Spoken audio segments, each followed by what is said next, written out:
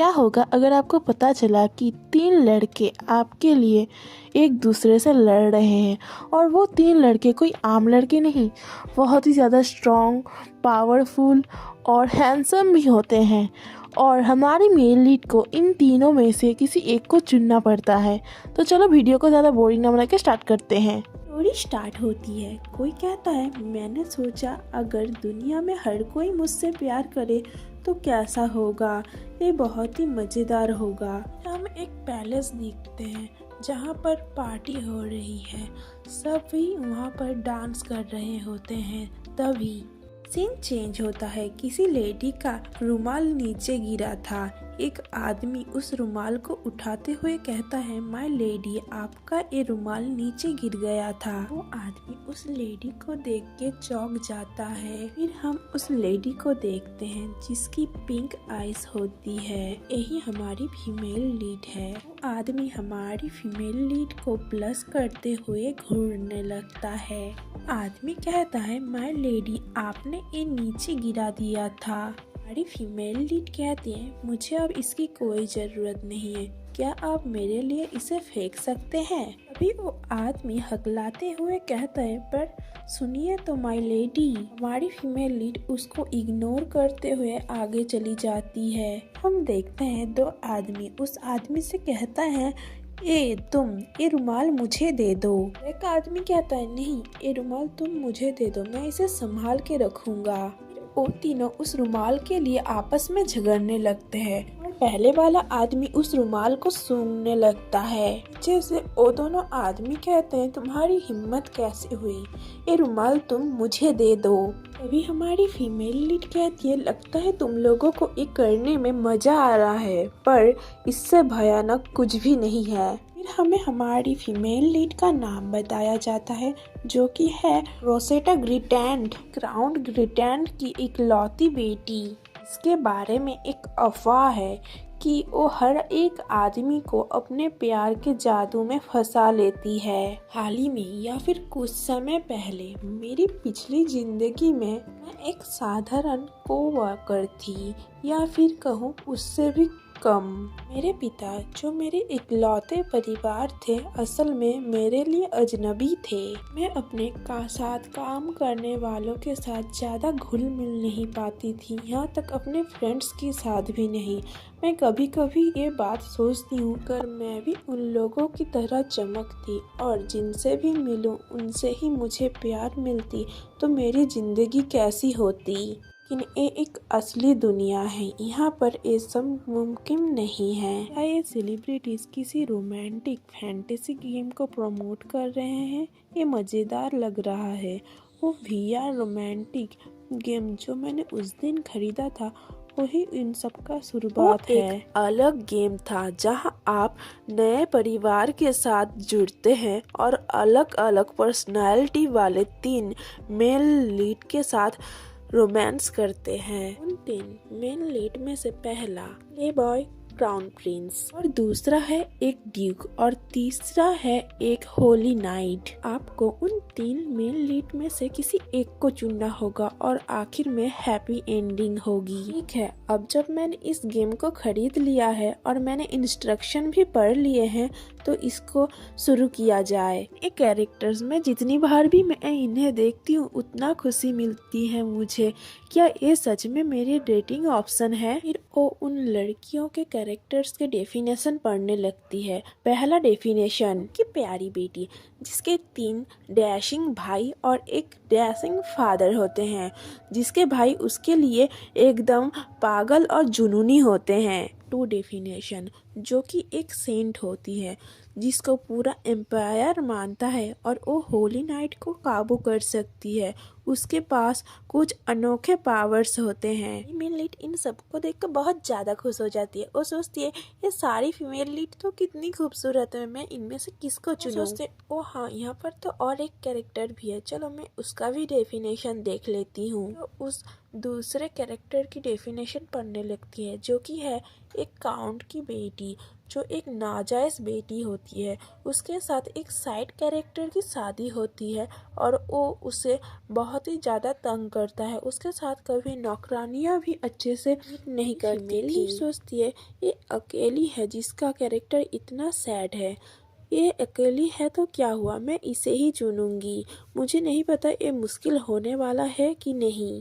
हमारी female lead सोचती है क्या मैं अपने कैरेक्टर का एबिलिटी भी खुद से चुन सकती हूँ। वाओ, एक गेम तो बहुत ही डिटेल्स से भरा है। और वो रोने लगती है। हमारी फीमेल लीड सोचती है अगर एक गेम इतने डिटेल्स से भरा हुआ है तो चार्म अच्छा होगा, मैं इसे ही चुनूंगी। फिर हमारी फीमेल लीड उस चार्म में क्लिक कर देती है। वो उस चार्म को एकदम 99.9% में सेट कर देती है, जो कि मैक्सिमम लेवल था। और तभी गेम में एरर आ जाता है। उस एरर में लिखा होता है आपकी मौजूदगी इस गेम प्ले में एक रुकावट डाल रही है। पर हमारी मेन लीड इतनी खुश होती है कि वो उस एरर को देखती ही नहीं और वो कुछ देर बाद सोचती है क्या मैंने कुछ एरर देखा था, चलो छोड़ो, मैं अब इस गेम को खेलना शुरू करती हूँ। भी एक रोशनी आती है और हमारी मेन लीड दूसरी दुनिया में पहुंच जाती है। हमारी फीमेल लीड आंखें खोलती है और सोचती है क्या ये क्या सच है, क्या मैं यहाँ सचमुच हूँ, पॉसिबल कैसे है, मैं जैसे असली में यहाँ आ गई हूँ ऐसा लग रहा है। पॉसिबल कैसे है, मैं जैसे असली में यहाँ आ गई हूँ ऐसा लग रहा है। अपने बेड में से नीचे उतरती है। फिर हमारी फीमेल लीड अपने आप को मिरर में देखती है। वो सोचती है क्या क्या ये मैं सच में हूँ, ये तो कितनी सुंदर है। कोई कैसे इतनी सुंदर लड़की को इग्नोर कर सकता है और उसको नीचा दिखा सकता है। इस गेम के ग्राफिक्स तो कमाल के हैं। ये तो बहुत ही कमाल का गेम है। मुझे नहीं पता था कि टेक्नोलॉजी इतनी आगे चली गई है। ऐसा लग रहा है कि मैंने इस लड़की के शरीर में कब्जा कर लिया है। फिर सीन चेंज होता है और मेड्स उसके कमरे में आती है। वो कहती है माय लेडी, हमने आपका नहाने का पानी और कपड़े तैयार कर दिए हैं। हमारी मेल लीड कहती है ओह ग्रेट। मेड्स हमारी फीमेल लीड के ऊपर पानी डाल देती है। मेड्स हंसते हुए कहती है माय लेडी प्लीज मुझे माफ कर दीजिए, मैं बस थोड़ी लड़खड़ा गई थी। हमारी फीमेल लीड सोचते उसमें लिखा तो था कि गेम में मेड्स उसको नीचा दिखाती है, पर लेकिन किसे पता था गेम के पहले से ही ऐसा होने वाला है। फिर हमारी फीमेल लीड कांसने लगती है। फिर अचानक से ही मेड्स उसको देख के शॉक हो जाती है। हमारी फीमेल लीड सोचती है आखिर वो सब मुझे ऐसे क्यों घूर रही है। फिर अचानक से मेड्स का बिहेवियर चेंज हो जाता है। वो कहती है my lady I am sorry, आप मुझे माफ कर दीजिए, क्या आप ठीक है, मैं अभी आपको टॉवल से साफ कर देती हूँ। आखिर हम इतनी सुंदर लेडी को कैसे परेशान कर सकते हैं। ये हमारी फीमेल लीड शॉक हो जाती है। वो सोचती है क्या गेम में ये नहीं बताया गया था कि वो एक काउंट की छोड़ी हुई बेटी है। पर एक क्या सबको ही मुझसे इतनी मोहित क्यों लग रहा है, क्या ये सब उस मिक्स चार्म के वजह से हुआ है। हमारी फीमेल लीड महल के चारों तरफ घूमने लगती है। हर कोई उसके चार्म के वजह से उससे अट्रैक्ट होने लगता है। हमारी फीमेल लीड सोचती है मुझे तो बहुत ज़्यादा मज़ा आ रहा है। फिर वो सोचती है हर कोई तो अलग तरह से मुझे ट्रीट कर रहा है, पर जब भी वो मेरे आई से कॉन्ट्रैक्ट करते हैं तभी उनका बर्ताव बदल जाता है और वो दीवाने हो जाते हैं। तो ऐसा होता है सबके सामने प्यार पाना। मुझे तो बहुत ज़्यादा मज़ा आ रहा है। एक आवाज़ आती है कि माय लेडी आपके लिए लॉर्ड डॉर्ल बहुत चिंतित थे। हाँ, मुझे तो अब याद आ रहा है, एक कैरेक्टर तो किसी दूसरे कैरेक्टर के साथ इंगेज थी। क्या वो एक मामूली कैरेक्टर था? हाँ, वैसा ही कुछ था। मंगेतर तो एक लापरवाह आदमी है, कोई बात नहीं, मैं फिर भी उससे मिलूंगी। सीन चेंज होता है। हम देखते हैं महल में नीचे हमारी फीमेल लीड का जो मंगेतर होता है वो इंतजार कर रहा होता है। वो सोचता है नहीं लगता कि मैं उससे शादी कर सकता हूँ, मैं भले ही इतनी उदास औरत से कैसे शादी कर सकता हूँ। मुझे उसके बारे में सोच के ही लगता है कि मैं मेरी जिंदगी बर्बाद कर रहा हूँ। कोई कहता है लेडी क्रोसेटा आ रही है। उसका मंगेतर उससे कहता है लेडी क्रिटेना, मैं आज आपसे एक बात करने आया हूँ। मुझे लगता है कि मुझे आपको ये पहले ही बता देना चाहिए था। मेरे दिल में ये बहुत दिनों से बोझ बना हुआ था। हमारी फीमेल लीड कहती है कैसा बोझ। तभी वो लेडी ग्रिटेनिया की तरफ घूमता है और कहता है, मैं आपसे बहुत ज्यादा प्यार करता हूँ। वो अचानक से ही उसकी तारीफ करने लगता है। लेडी ग्रिटेना, आप तो आज बहुत सुंदर लग रही हैं। हमेशा से ही सुंदर थी आप, पर आज तो कुछ ज्यादा ही सुंदर लग रही है। हमारी फीमेल लीड कहती है, मैं आज सुबह से ये बहुत बार सुन चुकी हूँ। मैं आज बहुत बिजी हूँ, क्या मैं फिर कभी मिलूँ तो चलेगा? तो मैं चलती हूँ। और हमारी फीमेल लीड वहाँ से चली जाती है। उसका मंगेतर वहाँ पर ही अजीब से ब्लश करते हुए शॉक हो जाता है। सीन चेंज होता है और हमें क्रोसेटा का कमरे का सीन दिखाया जाता है जहाँ क्रोसेटा सोई थी। सोचती है, एक गेम तो बिल्कुल असली जैसा है। मुझे ऐसा लग रहा है कि मैं बहुत ज़्यादा थक चुकी हूँ, अब मुझे सो जाना चाहिए। मैं अगले दिन फिर से एक गेम खेलूंगी, पर मैं इस गेम में लॉकआउट कैसे करूँ? फिर हम देखते हैं कमरे की चारों तरफ एक ब्लैक ऑरा है। तभी हमारी मेन लीड अपनी आंखें खोलती है और सोचती है, मुझे बहुत ही ज़्यादा प्यास लगी है, क्या मुझे किसी को बुलाना चाहिए? फिर वो अपने पैरों के पास कुछ देखती है, जिसे देख के वो शॉक हो जाती है और अपने बेड में से जंप कर देती है। सर्वेंट्स कहते हैं, अरे वो तो उठ गई, उसने मेरी तरफ देखा। सेटा सोचती है, आखिर इनके साथ क्या हुआ है? मेड कहती है, माय लेडी, आप मुझे गलत मत समझिए, मैं यहाँ आई क्योंकि अगर आपको रात को कुछ जरूरत पड़ी तो। सर्वेंट कहता है, मैं आपको नहीं देख रहा माय लेडी, आप बार बार मेरे दिमाग में आ रही है। आप कितनी खूबसूरत है माय लेडी, आपकी खुशबू कितनी अच्छी है माय लेडी। रोसेटा कहती है, मैं खड़ी नहीं हो पा रही हूँ। फिर सर्वेंट्स कहते हैं, जब तुम दर्द से सरसराती हो तब भी बहुत खूबसूरत लगती हो माय लेडी, प्लीज यहाँ देखो माय लेडी। फिर सारे सर्वेंट कहते हैं, माय लेडी रुक जाइए। रोसेटा कहती है, नहीं, तुम लोग मेरे पास मत आओ। तभी हम देखते हैं उसका फियांसे दरवाजे में एक तलवार लेके खड़ा है। क्या फ्रांसिस अभी तक यहाँ है? पर वो यहाँ कर क्या रहा है? तभी फ्रांसिस उस तलवार से किसी का खून कर देता है। वो कहती है, तुम लोगों की हिम्मत कैसे हुई उसके रूम में जाने की? वो सिर्फ मेरी है। वो सिर्फ मुझे देख के मुस्कुराती है, समझे, सिर्फ मुझे। तभी कोसेटा वहाँ से भागने लगती है। उस भागते भागते महल के बाहर आ जाती है। सोचती है, ये सब आखिर हो क्या रहा है? फिर हम एक आदमी को देखते हैं जो कहता है, प्लीज यहाँ आइए माय लेडी, मैं आपको सुरक्षित बाहर ले जाऊंगा। सेटा सोचती है, आखिर ये आदमी कौन है? मुझे लगता है वो आपसे शादी करने के लिए सबको मार रहा है। अच्छा हुआ कि आप ठीक है माय लेडी। रोसेटा सोचती है, क्या ये आदमी नॉर्मल है? फिर वो आदमी उसको एक नदी के पास ले जाता है। रोसेटा सोचती है, आखिर कोई तो है जो नॉर्मल है, जिसने मेरी मदद की, पर हम लोग यहाँ क्या कर रहे हैं? फिर वो आदमी क्रोसेटा को हक करते हुए कहता है, मैं आज बहुत ज्यादा खुश हूँ। यही वो जगह है जहाँ पर हमें कोई अलग नहीं कर सकता। I love you lady Crosetta. Crosetta सोचती है, आखिर ये सब क्या है? तभी वो आदमी क्रोसेटा को लेके पानी में कूद जाता है और क्रोसेटा जैसे तैसे पानी से बाहर आती है और सोचती है, हर कोई नॉर्मल क्यों नहीं है? वो सोचते हैं, आखिर मैं यहाँ से निकल क्यों नहीं पा रही हूँ? यहाँ का लॉग आउट गेट कहाँ है? वो जोर से चिल्लाने लगती है, लॉग आउट लॉग आउट। कुछ भी काम नहीं आ रहा है। फिर वो सोचती है, अब मुझे सब समझ आ रहा है, मैं किसी गलत इंसान के बॉडी में रिकार्नेट होके आई हूँ, पर ये कैसे हो सकता है? सोचती है, क्या ये लड़की अब खत्म हो जाएगी? क्या ये सच में होने वाला है? क्या मैं ऐसे ही खत्म होने वाली हूँ? फिर सीन चेंज होता है और फिर से हमें महल का सीन दिखाया जाता है।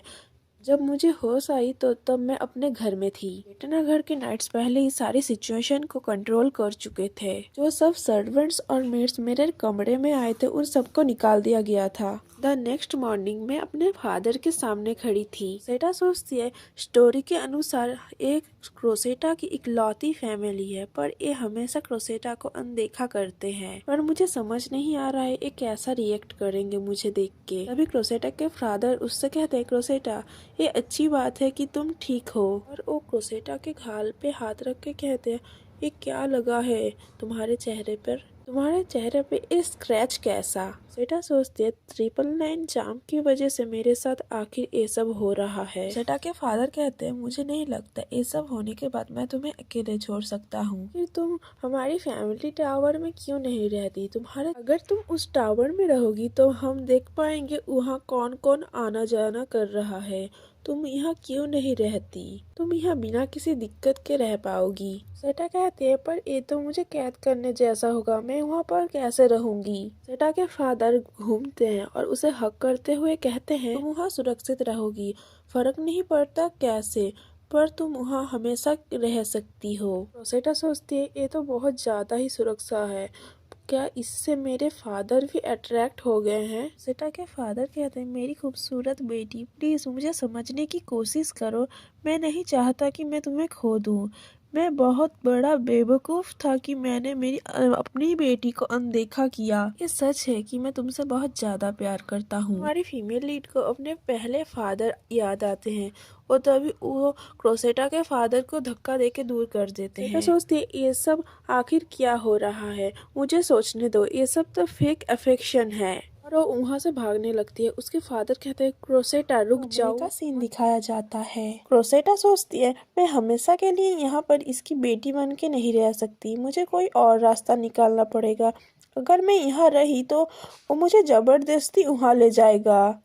अगर सच में मैं इस रोमांटिक रोज गार्डन गेम में फंस चुकी हूँ तो मुझे कोई एक मेल लीड को चुनना होगा और उससे शादी करके अपना गेम खत्म करना पड़ेगा। अगर मैं इसकी एंडिंग देख लूँ तो मैं गेम को खत्म कर पाऊंगी। अगर ये गेम खत्म हो गया तो क्या मैं अपनी दुनिया में वापस चली जाऊंगी। तभी उसके दरवाजे में कोई दस्तक देता है। माय लेडी, मैं हूँ जैक, क्या मैं अंदर आ सकता हूँ। जैक सोचता है मैं आज तक उनसे कभी नहीं मिला। रोसेटा कहती है चले आओ। नहीं नहीं रुक जाओ, जब मैं कहूँ तभी अंदर आना। अगर मैं ठीक से सोचूं तो मेट्स के साथ क्या हुआ था तो मुझे याद आता है अगर कोई मेरे आंखों में देखेगा तो ही वो मुझसे ऑब्सेस्ड हो जाएगा। और क्या होगा अगर कोई मेरे आंखों में बिना देखे मुझसे मिले तो। हमारी मेल लीड कहती है ठीक है अंदर आ जाओ। रोसेटा कहती है क्या हुआ, सब ठीक तो है ना, तुम्हें जो चाहिए तुम वहाँ से कहो, मैं सुन रही हूँ। फिर जैक कहता है ठीक है। जैक कहता है मैं आपसे ये पूछने आया हूँ कल जो इम्पीरियल बेल प्रोग्राम होने वाला है क्या आप उसमें शामिल होंगी। रोसेटा कहती है मैं बहुत ज़्यादा थकी हुई थी इसलिए मुझे याद नहीं आ रहा है वो क्या था। जैक कहता है कल पहली बार साल का पहला बेल प्रोग्राम होने वाला है, वहाँ पर सारे रईस आने वाले हैं। रोसेटा कहते हैं हाँ ठीक है, पर मैं सोच रही हूँ कि मेरे ऐसे चाम के साथ क्या मेरे ऐसे प्रोग्राम में जाना सही रहेगा। क्रोसेटा जैक से कहती है मैं इसके बारे में सोचूंगी, तुम अब जा सकते हो। फिर क्रोसेटा उस दीवार के बाहर आती है और कहती है क्या ये चाम से ये आदमी अट्रैक्ट नहीं हुआ, ये आदमी तो बिल्कुल ठीक लग रहा है। इसका मतलब ये है जब तक मैं अपनी आंखें किसी से ना मिलाऊं तब तक मेरी एबिलिटी काम नहीं करती है। जब मैं उनकी तरफ देखती हूँ तब वो और ज़्यादा अट्रैक्ट होते हैं मुझसे। अगर मैं ठीक से सोचूं जब तक मेरी आंखें बंद थी तब तक उन लोगों में से किसी ने भी मेरी तरफ नहीं कूदा था। फिर वो दरवाजे की तरफ जाते हुए सोचती है मैं जब सोऊं मुझे दरवाज़ा बंद कर लेना चाहिए। बिल उन लोगों के साथ और ज़्यादा खतरनाक हो जाएगा। पर मैं ठीक से सोचूं तो वहाँ पर मेन लीड से मिलने का एक अच्छा मौका रहेगा मेरे लिए। तभी दरवाजे में किसी की दस्तक देने की आवाज़ आती है।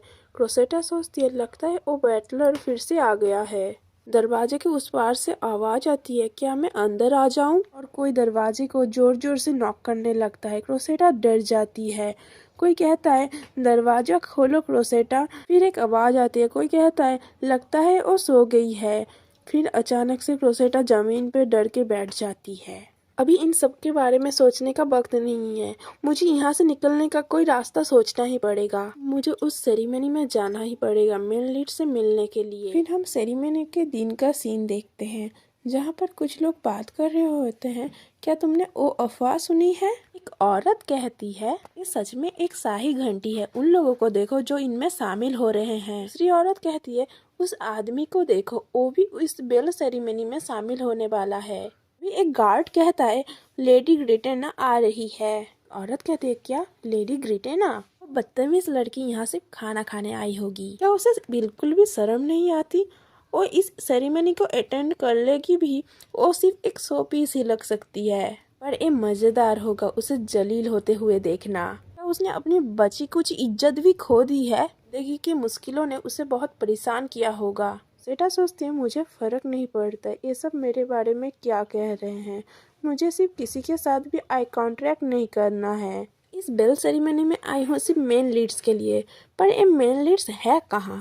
बेटा कहती है मुझे गेम खेलने से पहले सबकी प्रोफाइल ठीक से पढ़ लेनी चाहिए थी, उनमें से एक इस बेल के नीचे आने वाला है जो कि है ए। जिसके चारों ओर सिर्फ लड़कियां घिरी हैं। फिर हमें पहला मेन लीड दिखाया जाता है जो होता है क्राउन प्रिंस, जिसका नाम है थियन यूजिन। सेटा उसे देखते हुए सोचती है वो अपने प्रोफाइल में इतना लंबा नहीं था, पर जो भी हो वो बहुत ही ज्यादा गुड लुकिंग है। हमें हमारा मेल लीड का प्रोफाइल बताया जाता है, साम्राज्य का सिंहासन का वारिस, जिसे गॉड से मुस्कान और टैलेंट की पावर मिली है। वो अपनी पावर से सारी लड़कियों के दिल में रहता है और इस चीज का वो बहुत ज्यादा मजा भी लेता है। क्रोसेटा सोचती है क्या वो हमेशा ऐसे ही लड़कियों से घिरा रहता है, मैं उसके पास कैसे जाऊं। फिर कोई क्रोसेटा को बुलाता है, लेडी क्रोसेटा सुनिए। कुछ लेडीज क्रोसेटा से कहती है तुम यहाँ आखिर खड़े होके अकेले क्या कर रही हो। क्रोसेटा कहती है हाँ हेलो, और वो सोचती है क्या ये सब क्रोसेटा को जानती है, मैं इनसे क्या बात करूं। उनमें से एक औरत कहती है किसी को भी नहीं पता था तुम इस सेरेमनी में आने वाली हो। और एक औरत कहती है क्या ये ड्रेस तुमने सिर्फ इस सेरेमनी में आने के लिए पहनी है। क्रोसेटा कहती है हाँ, ये मुझे मेरे मेड ने दी थी, मुझे ये अच्छी लगी इसलिए मैंने ये पहन ली थी। उनमें से एक औरत कहती है लेडी गिटानी इधर देखो, आखिर तुम हमसे नजर क्यों चुरा रही हो। और तभी वो सब उसके चार्म के वजह से अट्रैक्ट होने लगते हैं। तभी क्रोसेटा अपना सर उठाते हुए कहती है हाँ बोलो क्या कह रहे थे तुम लोग। फिर वो औरत कहती है मैं कह रही थी ये ड्रेस में तुम बहुत ज्यादा खूबसूरत लग रही थी, क्या तुम मेरे साथ इस ड्रेस वाले शॉप पे चलोगी। फिर और एक औरत कहती है हाँ मुझे भी ये बहुत पसंद आया, क्या तुम मेरे साथ चलोगी। मैं अपने लिए एक ड्रेस खरीदना चाहती हूँ। नहीं नहीं, मैं आपके लिए इस सारे ड्रेस खरीदना चाहती हूँ। ये अब कुछ ज़्यादा ही हो रहा है, क्रोसेटा सोचती है। वो सब क्रोसेटा को बुलाने लगे, सुनिए ना क्रोसेटा। फिर क्रोसेटा सोचती है क्या मुझे उस गार्ड को बुलाना चाहिए। अभी वो गार्ड अचानक से आके क्रोसेटा को हक कर लेता है और कहता है I love you my lady. क्रोसेटा उस आदमी को हटाते हुए कहती है हट जाओ। और एक औरत आके हमारी मेन लीड को किस कर देती है। हमारी मेन लीड शॉक हो जाती है। वहाँ पर खड़े हुए और औरत कहते छोड़ दो ये हमारी है। तभी कोई क्रोसेटा को अपनी तरफ खींचते हुए कहता है रुक जाओ, तुम ऐसे बेल सेरेमनी में एक ऐसे कर सकते हो। और वो आदमी है क्राउन प्रिंस। सारी औरत क्राउन प्रिंस की ओर घूम के कहती है हाइनेस आप। सारी लेडीज सोचती है क्या क्राउन प्रिंस भी इनमें इंटरेस्टेड है। हमारा क्राउन प्रिंस कहता है लगता है इन्हें थोड़ी खुली हवा की ज़रूरत है, मैं इन्हें बाहर से घुमा के लाता हूँ। चेंज होता है और क्राउन प्रिंस क्रोसेटा को महल के बाहर ले आए होते हैं। क्राउन प्रिंस क्रोसेटा से कहते हैं मुझे लगा तुम बहुत ज़्यादा परेशान हो इसलिए मैं तुम्हें वहाँ से बाहर ले आया। क्रोसेटा कहती है मैं इसके लिए बहुत ज़्यादा ग्रेटफुल हूँ। क्रोसेटा सोचती है मैं बिना कुछ सोचे उनके साथ बाहर आ गई। तो भूल ही गई थी क्राउन प्रिंस इथन एक प्ले बॉय है।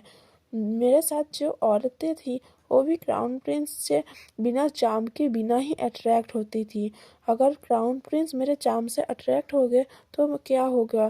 किसी भी हालत में क्राउन प्रिंस से आई कॉन्ट्रैक्ट करने से बचना होगा। हमारा क्राउन प्रिंस तभी क्रोसेटा की तरफ मुड़ता है। क्रोसेटा देखती है क्राउन प्रिंस उसके चार्म से अट्रैक्ट नहीं है, वो बिना किसी दिक्कत के उसके साथ बात कर रहे हैं। क्राउन प्रिंस एक मुस्कुराहट के साथ हाथ पकड़ते हुए कहते हैं माय लेडी क्या आप मेरे साथ पहला डांस करना चाहते। सेटा कहती है क्या डांस, पर मैं बहुत ज़्यादा बुरी हूँ डांस में। सेटा सोचती है मैं सिर्फ एक ऑर्डिनरी ऑफिस वर्कर थी, भला मुझे ये डांस कैसे आ सकता है। हमारा क्राउन प्रिंस मुस्कुराते हुए कहता है आप सिर्फ मेरे पैरों के ऊपर पैर रखिए और देखिए क्या होता है। देखिए तभी क्राउन प्रिंस क्रोसेटा को डांस स्टेप में पकड़ लेता है और क्रोसेटा भी उसके पैरों के ऊपर अपना पैर रख देती है और वो दोनों डांस करने लगते हैं। क्रोसेटा सोचती है आखिर मैं ये सब कर क्या रही हूँ।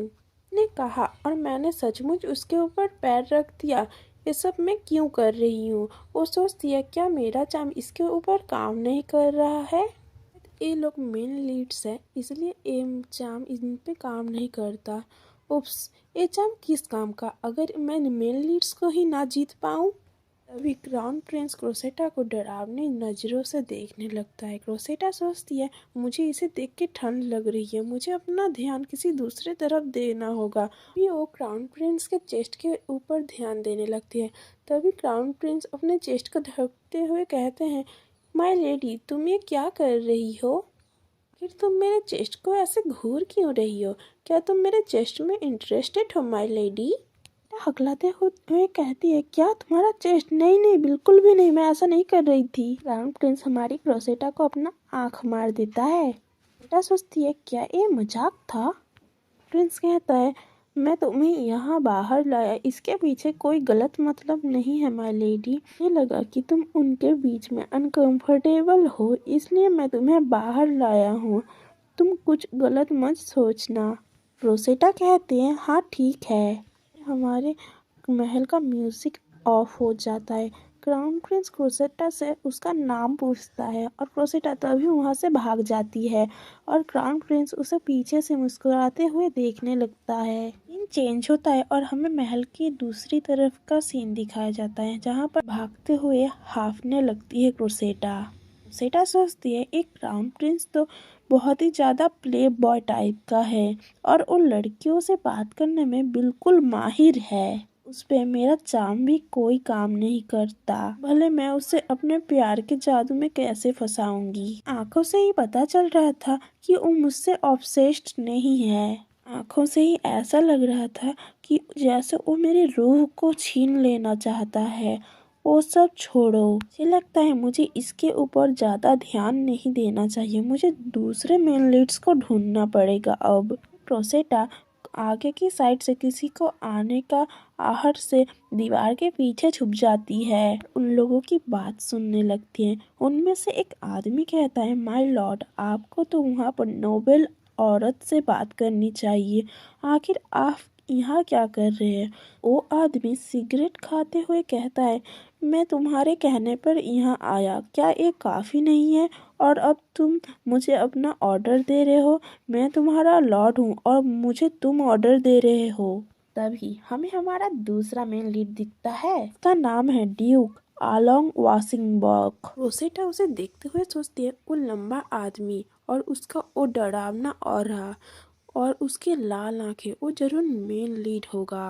और फिर हमें दूसरे मेन लीड का पूरा बैकग्राउंड बताया जाता है, जो कि है वाशिंगबर्ग का राजा, जहाँ पर सारे साम्राज्य की ज़्यादातर दौलत है और उसे मियांथोर ड्यूक भी कहा जाता है और जिसे सिर्फ पैसों से प्यार है। सेटा सोचती है, उसकी बैकग्राउंड को देख के नहीं लगा था कि वो इस सेरेमनी में आने वाला है। ड्यूक के सामने खड़े हुए आदमियों के बीच से एक आदमी कहता है, लॉर्ड, अगर आप इस बेल सेरेमनी में नहीं आते तो ये आप अच्छा नहीं होता।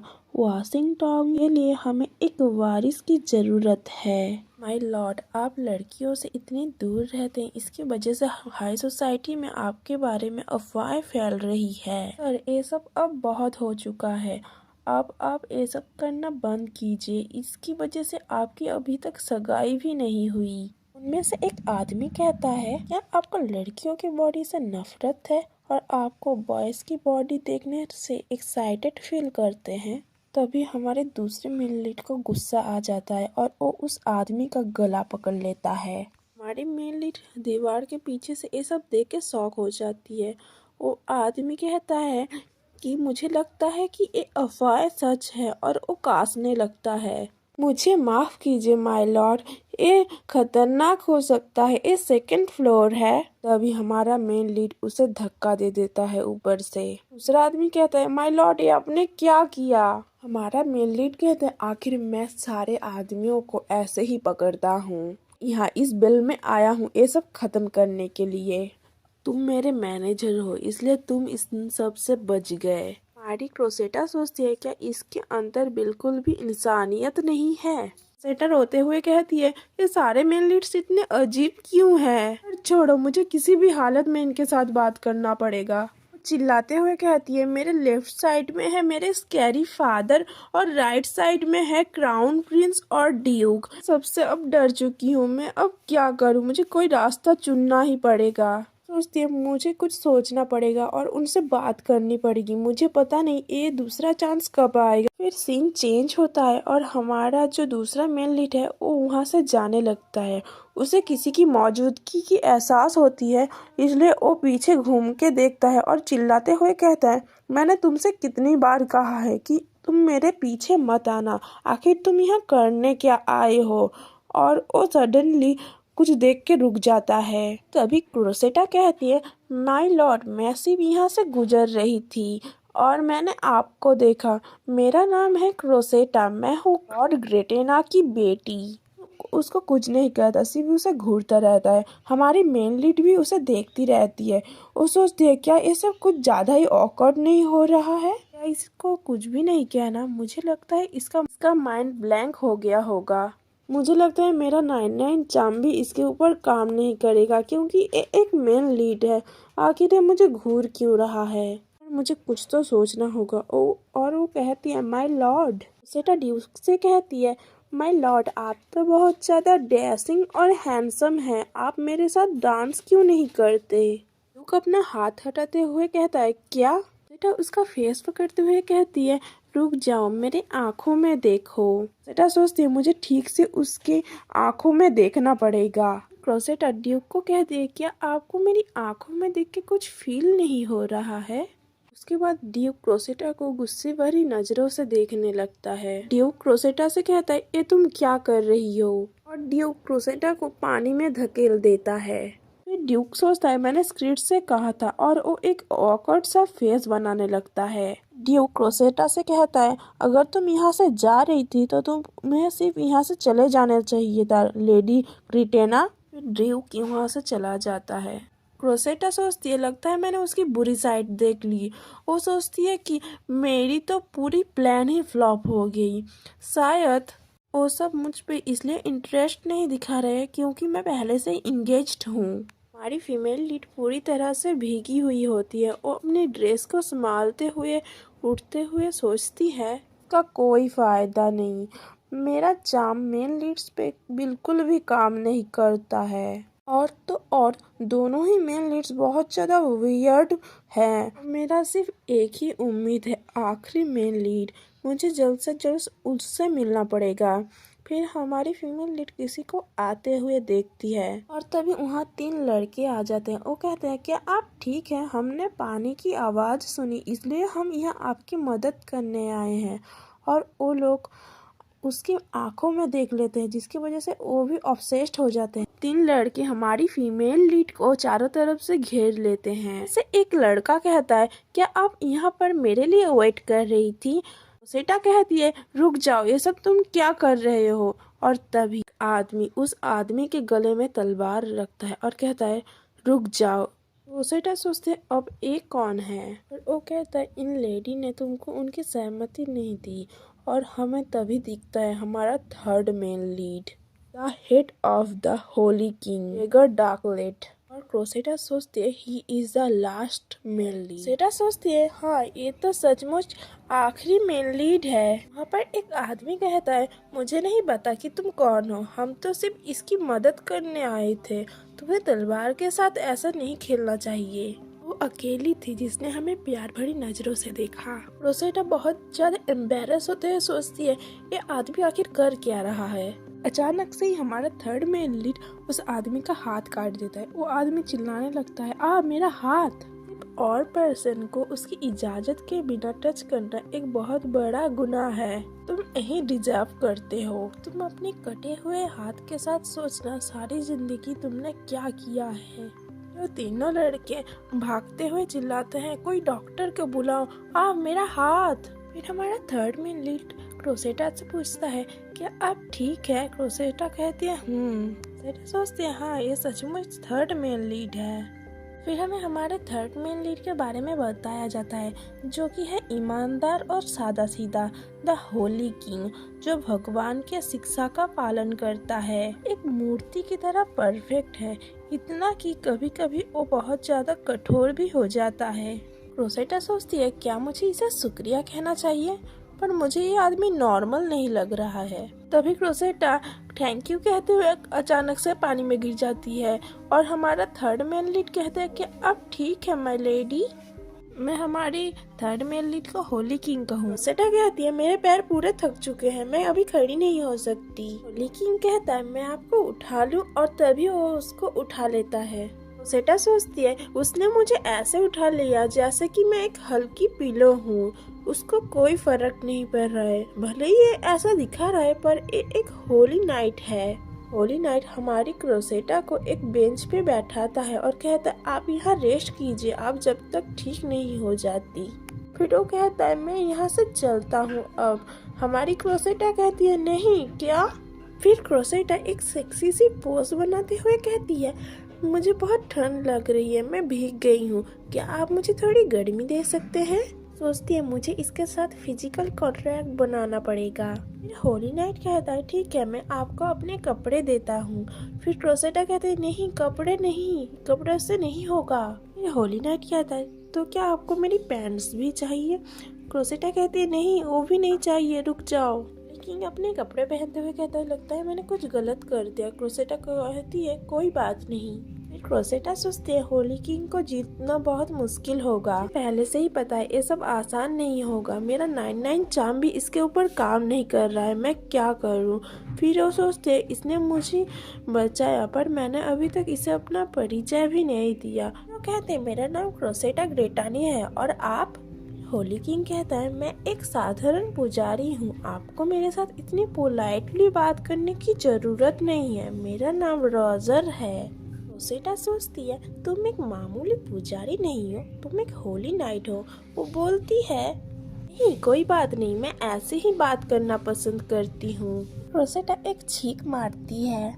होली किंग कहता है माय लेडी मुझे लगता है आपको ठंड लग गई है, मुझे लगता है आपके लिए अभी घर लौट जाना सबसे अच्छा रहेगा। सीडा कहती है मैं ठीक हूँ, मुझे आपसे और थोड़ी देर बात करनी है। होली किंग कहता है नहीं माय लेडी आपके लिए ये जोखिम भरा होगा, मैं भले ही एक पुजारी हूँ लेकिन मैं अब भी एक इंसान हूँ, सुनसान जगह पे आपके लिए बैठना अच्छा नहीं होगा। सीडा सोचती है अच्छा नहीं होगा क्यों। कहती है पर मेरे पैर तो अभी तक ठीक नहीं हुए। तभी होली किंग उसको अपनी गोद में उठाता है और कहता है रुकिए मुझे माफ कीजिए। क्रोसेटा कहती है रुक जाओ मुझे नीचे उतारो। सीन चेंज होता है और हमारा होली किंग क्रोसेटा को एक रथ के सामने लेके बैठा देता है। किसी को बुलाते हुए कहता है गिटानी हाउस के लिए निकलना है, कोई जल्दी से आ जाइए। फिर एक आवाज आती है जी सर। क्रोसेटा सोचती है क्या ये सच में ऐसा करेगा। होली किंग कहता है प्लीज आप घर चले जाइए, मैं अब चलता हूँ। क्रोसेटा कहती है रुक जाओ पुजारी रोजर। क्रोसेटा सोचती है नहीं मैं लास्ट मिनट को ऐसे जाने नहीं देख सकती, मुझे कुछ सोचना होगा, देखते हैं अब क्या होगा। तभी क्रोसेटा हमारी थर्ड मेन लीड के गालों पे किस कर देती है। वो कहती है क्या मैं ऐसी करूँगी तो आपको मैं याद रहूंगी। फिर सीन चेंज होता है और हमारी मेन लीड बग्गी में बैठ के जाने लगती है। हमारा थर्ड मेन लीड वहाँ पर ही खड़ा रह जाता है। वो शॉक होता है पूरा। वो सोचता है वो ऐसे कैसे कर सकती है एक ऐसे आदमी के साथ जिसे वो कभी मिली भी नहीं। वो ऐसे कैसे कर सकती है एक पुजारी के साथ। उसने ऐसा जानबूझ के किया कि उसे ये पहले से ही पता था कि उसकी ऐसे व्यवहार की वजह से दंड मिल सकता है। द इनोसेंट लेडी आपने ऐसा क्यों की। उसने अपने किसी और सोच के साथ इसको मिला दिया। जो उससे दोबारा मिलना होगा और उससे बात करके उसे समझाना होगा। फिर होली किंग लड़खड़ाने लगता है और नीचे बैठ जाता है। फिर वो सोचता है आखिर मेरे पैर लड़खड़ा क्यों रहे, ये क्या है। फिर सीन चेंज होता है और हमारा दूसरा मेन लीड ड्यूक को दिखाया जाता है। अपने सर्वेंट से कहता है हे हैरी। सर्वेंट कहता है माय लॉर्ड आप आ गए।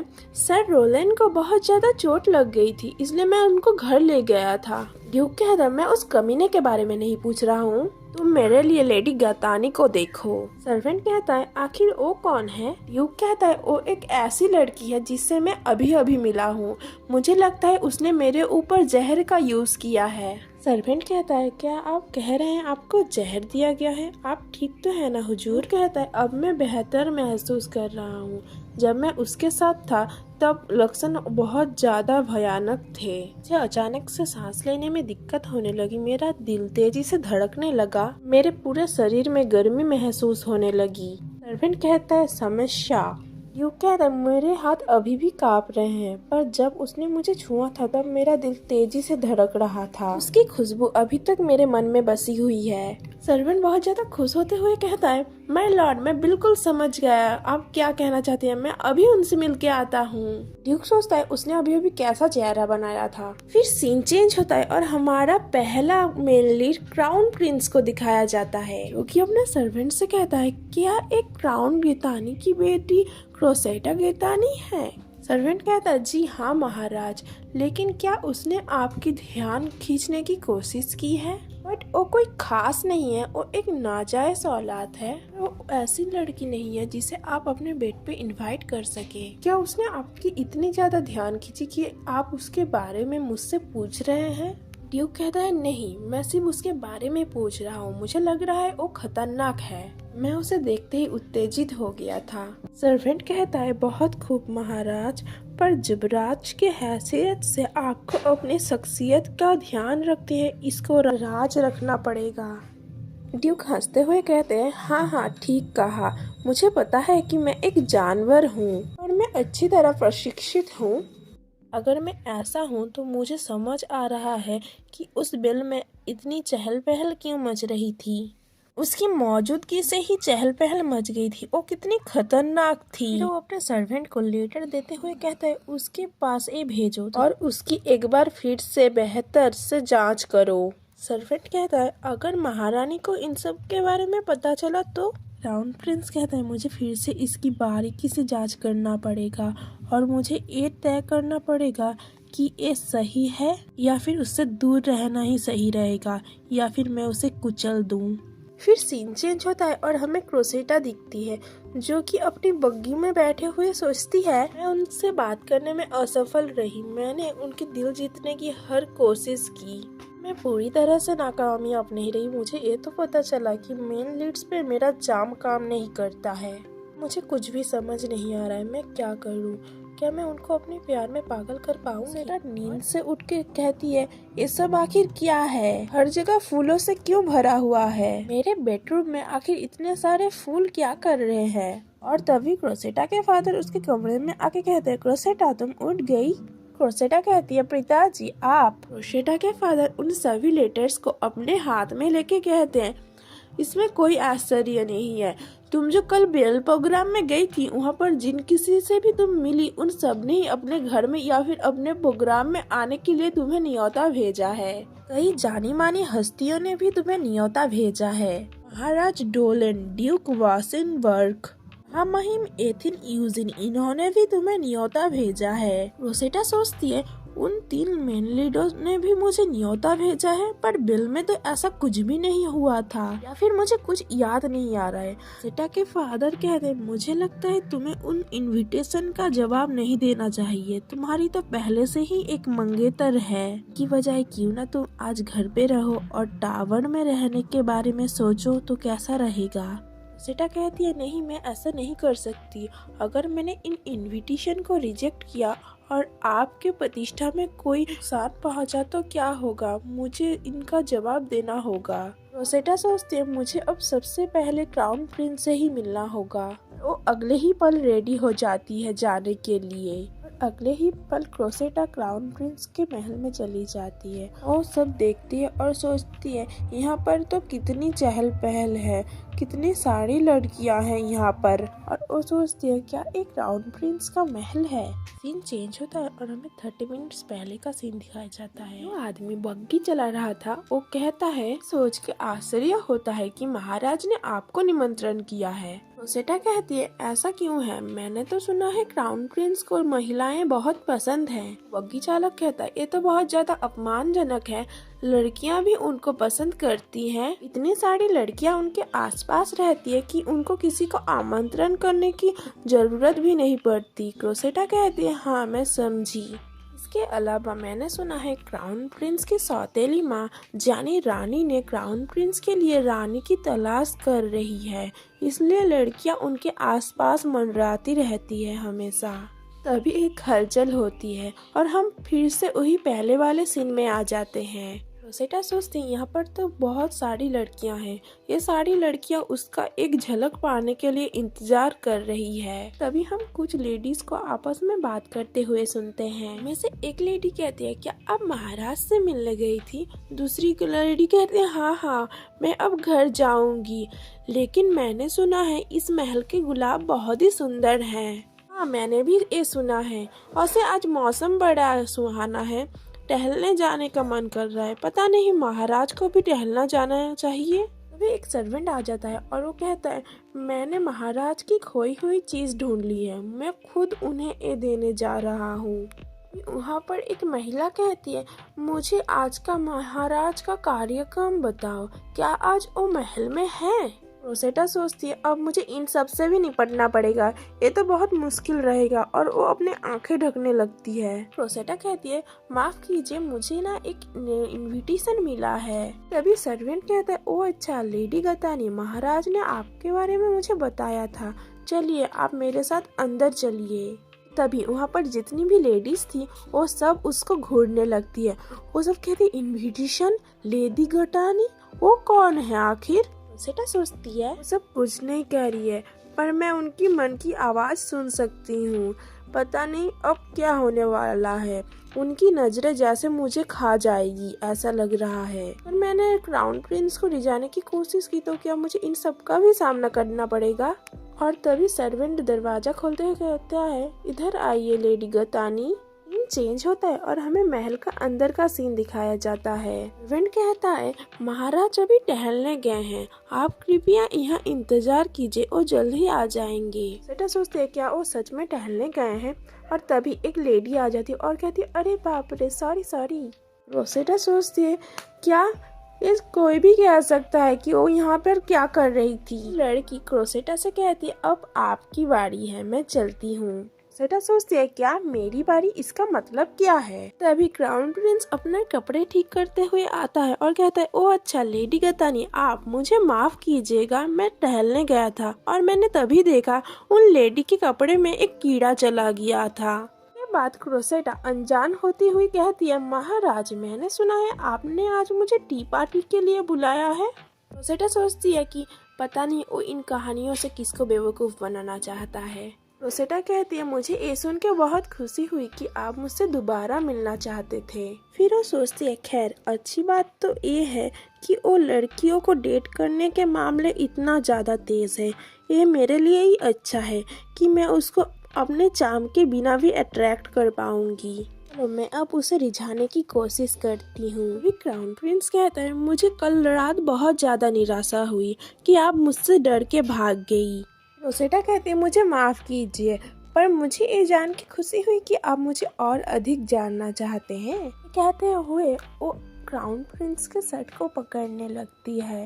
क्राउन प्रिंस कहते हैं, हाँ आप सही कह रही है, मैं सचमुच आपको ढूंढ रहा था, मैं और अधिक जानना चाहता हूँ आपके बारे में। मैं आपसे मिलने के लिए बेताब हो रहा था, इसलिए मैंने इस नकली चाय पार्टी का इंतजाम भी किया है, सिर्फ आपसे मिलने के लिए। कदमों की आवाज सुनाई देती है, कोई कह रहा था, लेडी गतानी, आखिर वो कौन है? तभी क्राउन प्रिंस कहता है, लगता है कोई यहाँ है, और वो क्रोसेटा के मुंह पे हाथ रखता है और दोनों दीवार के पीछे जाके छुप जाते हैं, और इस हलचल में उसके हाथ में एक स्क्रैच आ जाता है। क्रोसेटा कहती, ये सब क्या हो रहा है? क्राउन प्रिंस कहता है, ए महिला, इसको मेरी माँ ने भेजा है यहाँ पर, अगर इन दोनों तुम्हारी प्यार में गिर जाए तो ये बहुत ही ज्यादा मुश्किल हो जा सकती है। अभी हम उन लड़कियों को आपस में बात करते हुए सुनते हैं। उनमें से एक लड़की कहती है, लेडी गतानी, मैंने तो आज तक ये नाम नहीं सुना। सेटा सोचती है, ये पर्सन आखिर कर क्या रहा है? क्राउन प्रिंस कहता है,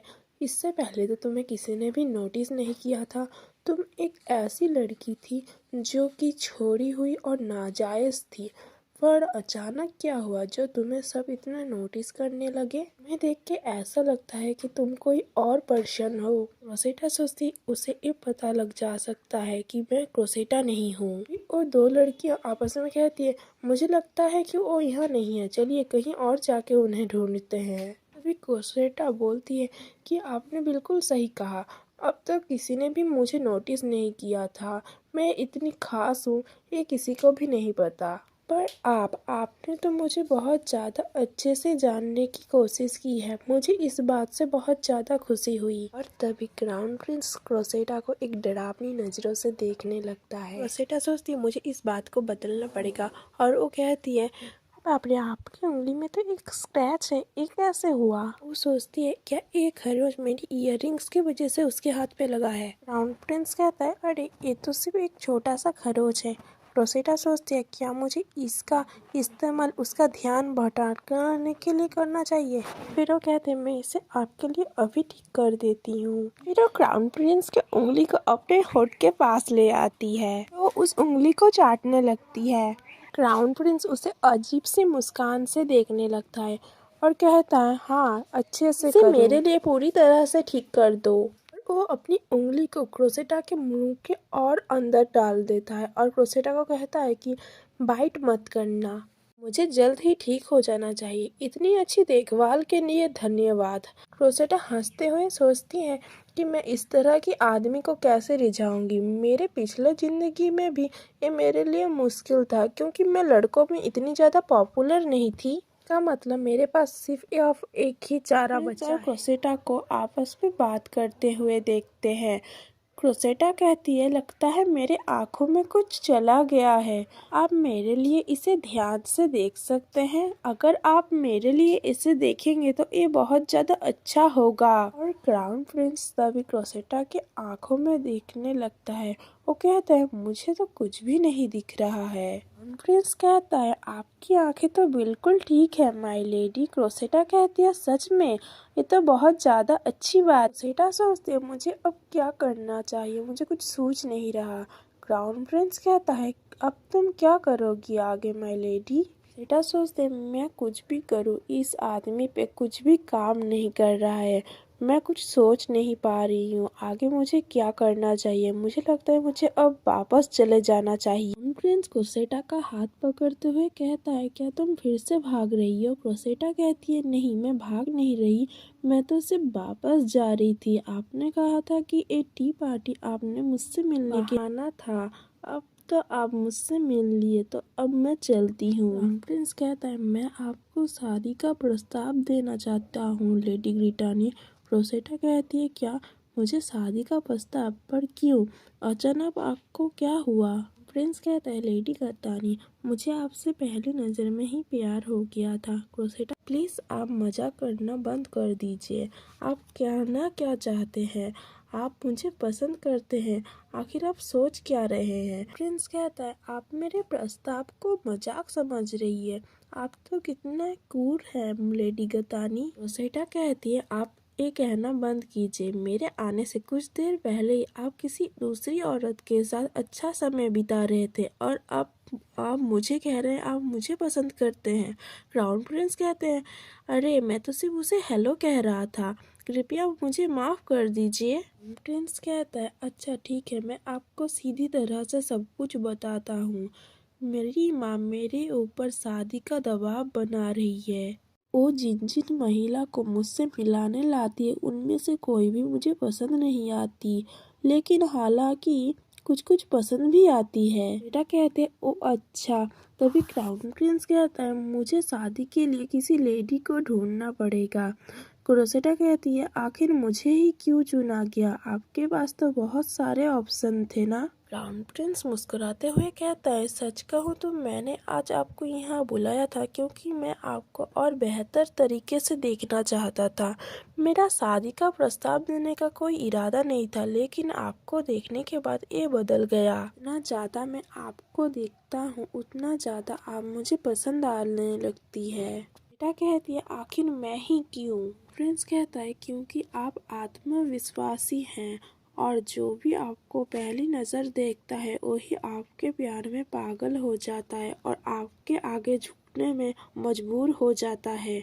ये आपको पूरा यकीन है ना? ये आप अच्छे से जानती हैं ना लेडी ग्रिटानी। और क्रोसेटा का डर से गला सूख रहा होता है। काउंट ग्रिटानी ने बहुत ज़्यादा कोशिश की थी कि ये घटना छुप सके कि आपके मंगेतर ने आपके प्यार में पागल होके बहुत सारे लोगों की जान ले ली, लेकिन ये वो छुपा नहीं पाए। मुझे तो ठीक पता चल गया है ये सब।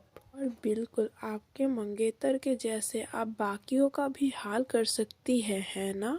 साम्राज्य के सैनिक और धर्मीय सत्ता किसके हाथ में है क्रोसेटा, और क्रांति बहुत आसानी से मिल सकती है क्रोसेटा हमें। राज को फंसाने के पीछे तुम्हारा क्या इरादा था। ये अफसोस की बात है कि मुझे इसका आभास पहले से ही हो गया था। अगर तुम चाहो तो मैं तुमसे शादी कर सकता हूँ, लेकिन तुम्हें सारी जिंदगी मेरी एक कठपुतली बन के रहना पड़ेगा। फिर हमें उस टाइम का सीन दिखाया जाता है जब क्राउन प्रिंस ने क्रोसेटा को पहली बार देखा था। वो क्रोसेटा को देख के सोचता है, ये लड़की बिल्कुल एक तलवार की तरह है। अगर मैं इसे खुद इस्तेमाल करूँ तो ही अच्छा रहेगा, अगर मैं इसे किसी दूसरे को सौंप दूँ तो वो उसका इस्तेमाल अच्छे से नहीं कर पाएगा और मुझे इसका कीमत मेरी जान दे के चुकानी पड़ेगी। प्रिंस कहता है, मेरा ये प्रस्ताव सिर्फ एक समझौता नहीं है, एक धमकी है। अगर आप इसे इनकार करेगी तो आपकी जिंदगी को खतरा हो सकता है। फिर क्रोसेटा गुस्से से कहते हैं, महाराज मुझे आपको बहकाने में कोई भी इंटरेस्ट नहीं है। मुझे किसी भी सत्ते में भाग नहीं लेना। मैं किसी ऐसे से शादी नहीं कर सकती जो मुझसे प्यार नहीं करता है। और मैं आपको बता दूं, अगर आप मुझे प्यार नहीं करते तो मैं बिल्कुल भी आपसे शादी नहीं करूंगी। तभी क्राउन प्रिंस क्रोसेटा की ओर देख के हंसने लगता है। वो कहता है, मुझे माफ कीजिए लेडी, मैं तो सिर्फ आपको ये कहना चाहता था कि आपकी आंखें बहुत ही ज्यादा मासूम हैं। रोसेटा सोचती है, मैं तो सिर्फ एक मेन लीड को जीत के सिर्फ गेम खत्म करना चाहती थी। इसके बाद क्राउन प्रिंस रोसेटा का हाथ पकड़ते हुए कहते हैं, मैं तो आपसे सिर्फ मजाक कर रहा था माय लेडी, मैं आपको पसंद करता हूँ। क्या आप मुझे पसंद नहीं करती? और आपने अभी अभी मुझे बहकाने की कोशिश की थी, है ना? रोसेटा कहती है, नहीं बिल्कुल भी नहीं महाराज, आपको कोई गलत फहमी हुई होगी, क्योंकि मैंने आपको कभी भी बहकाने की कोशिश नहीं की। क्राउन प्रिंस कहता है, क्या? अच्छा। रोसेटा वहाँ से भागते हुए कहती है, मैं तो सिर्फ अपने पति के साथ सामान्य जिंदगी जीना चाहती हूँ, आप मेरे बारे में ज्यादा मत सोचिए, मैं अब चलती हूँ। रोसेटा जाते हुए सोचती है, क्या इस गेम में भी बुरे अंत लिखे हैं? क्या मेरी मौत इन मेन लीड के हाथों में ही होगी? मुझे नहीं पता क्या होने वाला है। ऐसा है तो क्या मुझे उससे शादी कर लेनी चाहिए थी? लेकिन मैं बिल्कुल भी उससे शादी नहीं करना चाहती। उस आदमी से तो बात करना ही मुश्किल है। मेरे लिए उसे नजरअंदाज करना ही सबसे सही रहेगा, क्योंकि उस आदमी से शादी करना मतलब मेरे साथ कुछ भी हो सकता है। मुझे अब ड्यूक की तरफ फोकस करना चाहिए। ये सीन चेंज होता है और हम ड्यूक मेंशन को देखते हैं, जहाँ पर ड्यूक गुस्से से टेबल पे हाथ झटकते हुए कहता है, आपने आखिर उस लेडी को क्यों बुलाया है? बटलर कहता है, माफ कीजिए माय लॉर्ड, पर आपने ही तो बेल प्रोग्राम में कहा था। ड्यूक कहता है, मैंने कहा था? मैंने तुमसे कहा था कि उस लड़की ने मेरे ऊपर जहर का यूज किया था, ना कि बेशर्मों की तरह उसे यहाँ बुलाने को बोला था। मुझे सोच के ही चिढ़ हो रही है कि वो यहाँ आके क्या क्या करने वाली होगी। बटलर कहता है, पर माय लॉर्ड, आपके हाव भाव तो किसी प्यार में पड़े हुए व्यक्ति की तरह थी, इसलिए हमें लगा कि हमें उन लेडी को बुलाना चाहिए। पहले उन लेडी से मिल तो लीजिए। तभी ड्यूक टेबल में पड़े हुए धनुष को लेके जाने लगता है। बटलर कहता है, माय लॉर्ड, आप कहाँ जा रहे हैं? और ड्यूक बिल्कुल भी उस बटलर की बात नहीं सुनता है और वो वहाँ से चला जाता है। जहाँ पर क्रोसेटा आई हुई थी, वो बटलर से पूछती है, क्या माय लॉर्ड अभी मेंशन में मौजूद नहीं है? बटलर कहता है, मुझे माफ कीजिए माय लेडी, माय लॉर्ड अभी शिकार के लिए गए हैं। क्रोसेटा अपनी आंखों को ढकते हुए कहती है, पर मुझे लगा मुझे यहाँ पर खाने के लिए इनवाइट किया गया था। बटलर माफी मांगते हुए कहता है, खैर मैंने ही आपको यहाँ पर निमंत्रण किया था माय लेडी। क्या कहती है, तो फिर क्या ड्यूक नहीं चाहते थे कि मैं यहाँ आऊँ? बटलर कहता है, नहीं ऐसी बात नहीं है, ड्यूक को अब गलत मत समझिए। और बटलर उस टाइम के बारे में सोच रहा था जब ड्यूक क्रोसेटा के बारे में बता रहा था।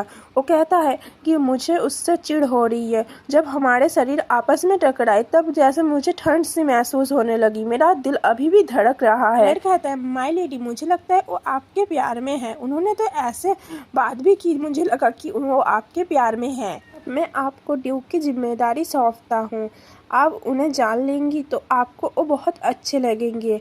आप अभी उनका इंतजार कर सकती है। चलिए मैं आपको बैठक कक्ष में ले चलता हूँ। सीता कहती है मैं खुद उन्हें ढूंढने जाऊंगी। कृपया मुझे ये बताएं शिकार ग्रह का रास्ता किधर से है। फिर सीन चेंज होता है और हम क्राउन प्रिंस को देखते हैं जो कि बहुत ज्यादा गुस्से भरी नजरों से शिकार कर रहे थे। वो इतनी ज्यादा गुस्सा थे कि कोई भी शिकार वो ठीक से नहीं कर पा रहे थे क्योंकि वो क्रोसेटा के बारे में ही सोचे जा रहे थे कि कैसे क्रोसेटा उनसे टकराई थी। ये सब सोचने के कारण उनके शिकार में बिल्कुल भी मन नहीं लग रहा था और वो और ज्यादा गुस्सा हो रहे थे। और तभी वो किसी के आने का आहट सुनते हैं और वो उस तरफ अपना हथियार करते हैं और वो देखते हैं वो और कोई नहीं क्रोसेटा ही थी। क्रोसेटा घबराते हुए कहती है माय लॉर्ड मैं एक इंसान हूँ, मुझे अच्छा लगा आपको फिर से देख के। वो सोचती है मैं तो डर ही गई थी, मुझे लगा था कि वो मुझ पे गोली चला देगा। ड्यूक गुस्सा होते हुए कहता है क्या तुम्हें मैं बेवकूफ लग रहा हूँ? तुम्हारी हिम्मत कैसे हुई मेरी इजाजत के बिना मेरे शिकार ग्रह में आने की? क्या तुम यहाँ पर घुसपैठ कर रही हो? रोसेटा गहरी सांस लेते हुए सोचती है जैसा मुझे लगा था कि ये आदमी मेरे प्यार में है, ये बिल्कुल झूठ था जो मुझे उस बटलर ने कहा था। मैं ये सोचते हुए भागते हुए आई थी कि वो मुझसे ऑब्सेस्ड हो जाएगा, पर मुझे नहीं लगता ऐसा कुछ भी होने वाला है।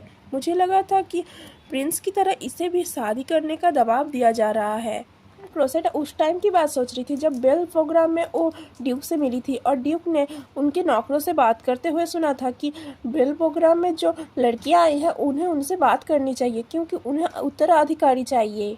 मुझे लगता है इसलिए ही वो बटलर मुझे ड्यूक से मिलाने के लिए कोशिश कर रहा था, पर मुझे अब ये लगता है कि मुझे इसके साथ ही आगे बढ़ना पड़ेगा। अब मेरे पास कोई रास्ता नहीं है। फिर वो ड्यूक से कहती है मुझे कुछ खबर सुनाई पड़ी, मुझे इससे बहुत ज़्यादा खुशी हुई कि आप मुझे पसंद करते हैं माय लॉर्ड। क्या ये बात बिल्कुल भी सच नहीं है? मुझे लगा था आप मुझे पसंद करते हैं। तभी ड्यूक कहता है वो छोटा आदमी क्या उसने तुमसे ये सब कहा और तुमने उसकी बात पे विश्वास भी कर लिया? खाने पे आमंत्रण करने का आइडिया शुरू से ही उनका था, ना कि मेरा। रोसेटा अपने हाथों को जकड़ते हुए सोचती है मुझे इसके बारे में पहले से ही पता है, पर मेरे पास कोई भी रास्ता नहीं है कि मैं छोटे से छोटे चीज को भी अपना फायदा उठाना चाहती हूँ। वो ड्यूक की तरफ अपने कदम बढ़ाते हुए कहती है क्या आप श्योर है कि आपको पहले से नहीं पता था कि मुझे निमंत्रण किया गया है? मुझसे मिलने के बाद आपको मुझ पर बिल्कुल भी आकर्षण नहीं हुआ? को जैसे फिर से वही खुशबू आने लगती है और वो चिढ़ जाता है और वो क्रोसेटा के ऊपर अपना बंदूक तान देता है। क्रोसेटा कहती है माय लॉर्ड रुकिए। ड्यूक कहता है क्या तुम मुझे फिर से जहर देने की कोशिश कर रही हो? मुझे फिर से अजीब सा फील हो रहा है। पता नहीं क्यों मेरा दिल इतना जोरों से क्यों धड़क रहा है। मुझे लग रहा है ये तुम्हारी वजह से ही हुआ है। तुम जब से यहाँ आई हो जैसे एक खुशबू हवा में घुल गई। जरूर तुम मुझे जहर देने की कोशिश कर रही हो। मुझे लग रहा है कि ये महिला मेरे ऊपर प्रेम औषधि का प्रयोग कर रही है। रोसेटा कहती है आप ऐसा कैसे कह सकते हैं? मुझे नहीं लगता मैंने आप पे कुछ जहर का प्रयोग किया है। ड्यूक कहता है तुमने पहले भी ऐसा ही किया था और तुम फिर से यही कर रही हो, है ना? आखिर तुम चाहती क्या हो? क्रोसेटा कहती है नहीं मैंने ऐसा कुछ भी नहीं किया। ड्यूक कहता है क्या ये कोई प्रेम औषधि है? क्या तुम इसे अपने पोटली में लेके घूमती हो? आखिर ये है क्या? तुम चाहती क्या हो? रोसेटा को उनकी बातों से गुस्सा आने लगता है और वो उनके हाथों को झटकते हुए कहती है आपको क्या लगता है कि मैंने आप पे जहर का यूज किया है? तो आप खुद क्यों नहीं जांच कर लेते हैं? ड्यूक कहता है क्या तुम मुझे अपने बॉडी के थ्रू बहकाने की कोशिश कर रही हो? रोसेटा अपने हाथों को झटकते हुए कहती है मुझे ये सब करने का कोई भी शौक नहीं है। अगर आपको मुझ पे विश्वास नहीं है तो आप खुद जांच कर लीजिए। ये लीजिए देखिए। वो अपने कपड़ों को खोलते हुए कहती है। ड्यूक रोसेटा को देख के कंफ्यूज हो जाता है और वो अपना बंदूक नीचे करके कहता है बस करो, अपने कपड़े उतारना बंद कर दो। रोसेटा सोचती है अब मैं सुरक्षित हूँ। कहता है मुझे माफ कीजिए लेडी गतानी, मुझे लगता है मुझे कोई गलत फहमी हो गई होगी जहर के बारे में। रोसेटा अजीब सा मुंह बनाते हुए सोचते हैं आखिर उस बटलर को ये सब सूझा कैसे कि वो मुझे और ड्यूक को एक साथ मिला सकता है। फिर हम ड्यूक को देखते हैं जो कि अपना सिगरेट जलाते हुए रोसेटा को ही घूरे जा रहा था बार बार। रोसेटा सोचती है आखिर ये क्या था, एक ऐसी प्रतिक्रिया थी उसकी। इसका मतलब ये है कि वो मेरे प्यार के जादू में फंस चुका है, पर मैं क्या करूं? मुझे कुछ समझ नहीं आया। मुझे बहुत ज़्यादा डर लग रहा है, पर मुझे कुछ भी करके उसे अपने प्यार के जादू में फंसा नहीं पड़ेगा। मुझे इस अवसर को अपने हाथ से जाने नहीं देना चाहिए। तभी शाम का टाइम होने लगता है और ड्यूक अपने रथ को देखते हुए कहता है कि चलिए अब घर चलने का समय हो गया है। यही वो रथ है जिसमें बैठ के मैं यहाँ आया था। हम देखते हैं क्रूसेटा और ड्यूक अपने बग्गी में बैठ चुके होते हैं। ड्यूक कहता है आखिर यहाँ पर इतना कम जगह क्यों है, मैं ठीक से बैठ भी नहीं पा रहा हूँ। तभी क्रूसेटा ड्यूक से कहती है माय लॉर्ड, आखिर आपको ऐसा क्यों महसूस हुआ कि मैं आपको जहर देना चाहती हूँ? क्या आपको मेरी तरफ देख के कोई बेचैनी सी महसूस हुई? आखिर आपको कैसा महसूस हुआ था? ड्यूक सोचता है पता नहीं ये लड़की जानना क्या चाहती है, मुझे इसका प्रश्न का उत्तर नहीं देना चाहिए। वो सिर्फ कहता है क्या ये सब जानना जरूरी है? क्रूसेटा कहती है मैं तो सिर्फ ये जानना चाहती थी कि आपको क्या मेरे आसपास रहने से इतनी बेचैनी महसूस हो रही थी कि आपको ऐसा लगा कि मैंने आपको ड्रग्स दिया था? फिर वो सोचते हैं क्या वो सचमुच मेरे प्यार में ऑब्सेस्ड हुआ भी है? कहता है मुझसे दूर होकर बात कीजिए लेडी गतानी। क्रूसेटा कहती है मुझे माफ कीजिए। तभी बग किसी पत्थर से टकरा जाती है और क्रूसेटा जाके ठीक ड्यूक की बाहों में जाके गिरती है। ड्यूक कहता है आखिर आप ये क्या कर रही है लेडी गतानी? क्रूसेटा कहती है माफ कीजिए, मेरा ऐसा करने का बिल्कुल भी इरादा नहीं था, गाड़ी बहुत ज्यादा हिल रही है। ड्यूक चिल्लाने लगता है लेडी गतानी आप ये क्या कर रही है? क्रूसेटा कहती है मैं अपनी मर्जी से नहीं कर रही हूँ, ये वैन बहुत ज्यादा हिल रही है। क्रूसेटा की ड्यूक के ऊपर गिरने की वजह से ड्यूक घबरा जाता है और वो चिढ़ के हट से बाहर भाग जाता है। क्रूसेटा चिल्लाती है माय लॉर्ड क्या हुआ, आप बाहर क्यों जा रहे हैं, आपको लगी तो नहीं? ड्यूक घबरा जाता है और नीचे जमीन पे जाके बैठ जाता है और वो हाफने लगता है। क्रूसेटा कहती है माय लॉर्ड आप ठीक तो हैं? क्रूसेटा सोचती है क्या वो मुझसे इतना ज़्यादा डर गया कि वो बाहर भाग गया? ड्यूक कहता है इसीलिए मुझे आपसे नफरत हो रही थी, आप ये जानबूझकर ही कर रही थी है ना? क्रूसेटा कहती है आप कहना क्या चाहते हैं? ड्यूक कहता है मैं जानता हूँ ये आप जानबूझ के कर रही है क्योंकि आपने जरूर ये अफवाहें सुनी है कि मुझे एक जीवन साथी की ज़रूरत है, इसलिए आप ऐसा जानबूझ कर रही है ना? क्रूसेटा चिल्लाते हुए कहते हैं मैंने ऐसा जानबूझ के नहीं किया, आपको तो मैंने बताया था। वो सोचती है क्या मेरा फ्लर्ट करना इतना ज़्यादा घटिया है, और मैंने तो उसके साथ ऐसा ट्रीट तब किया था जब वो मुझसे आकर्षक नहीं हो रहा था। ड्यूक कहता है लेडी गतानी मुझे सच बताइए आपके इरादे क्या है, आखिर आप चाहती क्या है? मैं आपसे सही आंसर जानना चाहता हूँ, मुझे ठीक से बताइए। क्रूसेटा सोचती है क्या मुझे उसे ये बताना चाहिए कि मैं उससे प्यार करती हूँ, पर मुझे नहीं लगता वो मेरी बातों पे विश्वास करेगा, मुझे कुछ तो सोचना होगा और कुछ उसे बना के बताना पड़ेगा। क्रूसेटा कहती है मुझे माफ़ कीजिएगा, मैंने आपको और आपके साथियों को उस दिन बेल प्रोग्राम में बात करते हुए सुन लिया था। मैंने ये सुना था कि आपको किसी के साथ की ज़रूरत है। मैं भी थोड़ी परेशानी में हूँ, मेरे पापा का मेरे ऊपर ज़्यादा प्यार मेरी मुश्किलें बढ़ा रहा है। मैं इसलिए चाहती हूँ मैं जल्द से जल्द शादी करके वहाँ से चली जाऊँ, इसलिए मैं भी आपका सहारा लेना चाहती थी। ड्यूक गहरी सांस लेते हुए कहता है इसका मतलब तो ये है कि आप किसी से भी शादी करने के लिए तैयार हैं, है ना? और आपने मुझे फंसाने की कोशिश भी की। फिर ड्यूक क्रूसेटा की ओर मुड़ता है और उसके दिल में जैसे धड़कनें बढ़ चुकी थी। वो सोचता है क्या इसका मतलब ये है कि मेरी धड़कनें बढ़ रही है, आखिर ऐसा क्यों हो रहा है? ड्यूक क्रूसेटा के पास आके कहता है तुमने मुझ पे दिलचस्पी दिखाने का झूठा नाटक किया, तुम तो सिर्फ इसलिए आई थी जिससे तुम मुझे फंसा सको। लेडी गतानी मैं अपना प्रस्ताव ठुकराता हूँ, आप कृपया अपने घर चले जाइए। वो कहता है और एक ऐसी व्यक्ति जो कि चूहे की भांति हमारी बातें सुनता है वो हमें बिल्कुल भी नहीं पसंद, इसलिए आप चली जाइए। क्रूसेटा सोचती है मैंने इसे भी मनाने का मौका छोड़ दिया। क्रूसेटा बग्गी की तरफ जाते हुए कहती है ठीक है मैं अब चलती हूँ। ड्यूक उसके बिल्कुल पास आ जाता है। वो कहता है ठीक है और मत करना ऐसे, और हाँ अगर आप मुझे अगली बार दिखी तो मैं आपको सिर्फ चेतावनी दे के नहीं छोड़ने वाला हूँ। फिर ड्यूक वहाँ से चला जाता है। क्रूसेटा बग्गी के अंदर जाके डर के नीचे ही बैठ जाती है और सोचती है आखिर वो इतना ज़्यादा डरावना क्यों है, आखिर मैं जहाँ भी जा रही हूँ मुझे सिर्फ धमकियाँ ही क्यों मिल रही है, क्या मैं एक भी मेल लीड का दिल नहीं जीत पाऊंगी आखिर में? फिर हमारी फीमेल लीड का पास्ट का एक सीन दिखाया जाता है जहाँ पर हमारी फीमेल लीड उसके फादर से कह रही होती है आखिर आप दूसरों की इतनी ज़्यादा परवाह क्यों कर रहे हैं। और फिर हम फिर से यहाँ पर क्रूसेटा पे वापस आ जाते हैं जहाँ पर क्रूसेटा सोचती है कि मैंने 2 मेन लीड को खो दिया है, अब मेरे पास सिर्फ और एक आखिरी मौका ही बचा है, अब मैं क्या करूँ, मुझे कुछ भी समझ नहीं आ रहा है, आखिर में मेरे साथ क्या होने वाला है। फिर सीन चेंज होता है और हमें होली किंग का आज़ूर दिखता है जहाँ पर प्रीस्ट पूजा कर रहे होते हैं। वहाँ पर जो मेन प्रीस्ट होता है वो भगवान से प्रार्थना कर रहा होता है। हमारा थर्ड मेल लीड यानी कि होली नाइट दिखता है, जो कि बहुत ज़्यादा ही हैंडसम लग रहा था। फिर वो मेन पुजारी से जाके कहता है, मैंने जाके पेरिस के सारे काम देख लिए हैं, वहाँ पर सब कुछ ठीक है।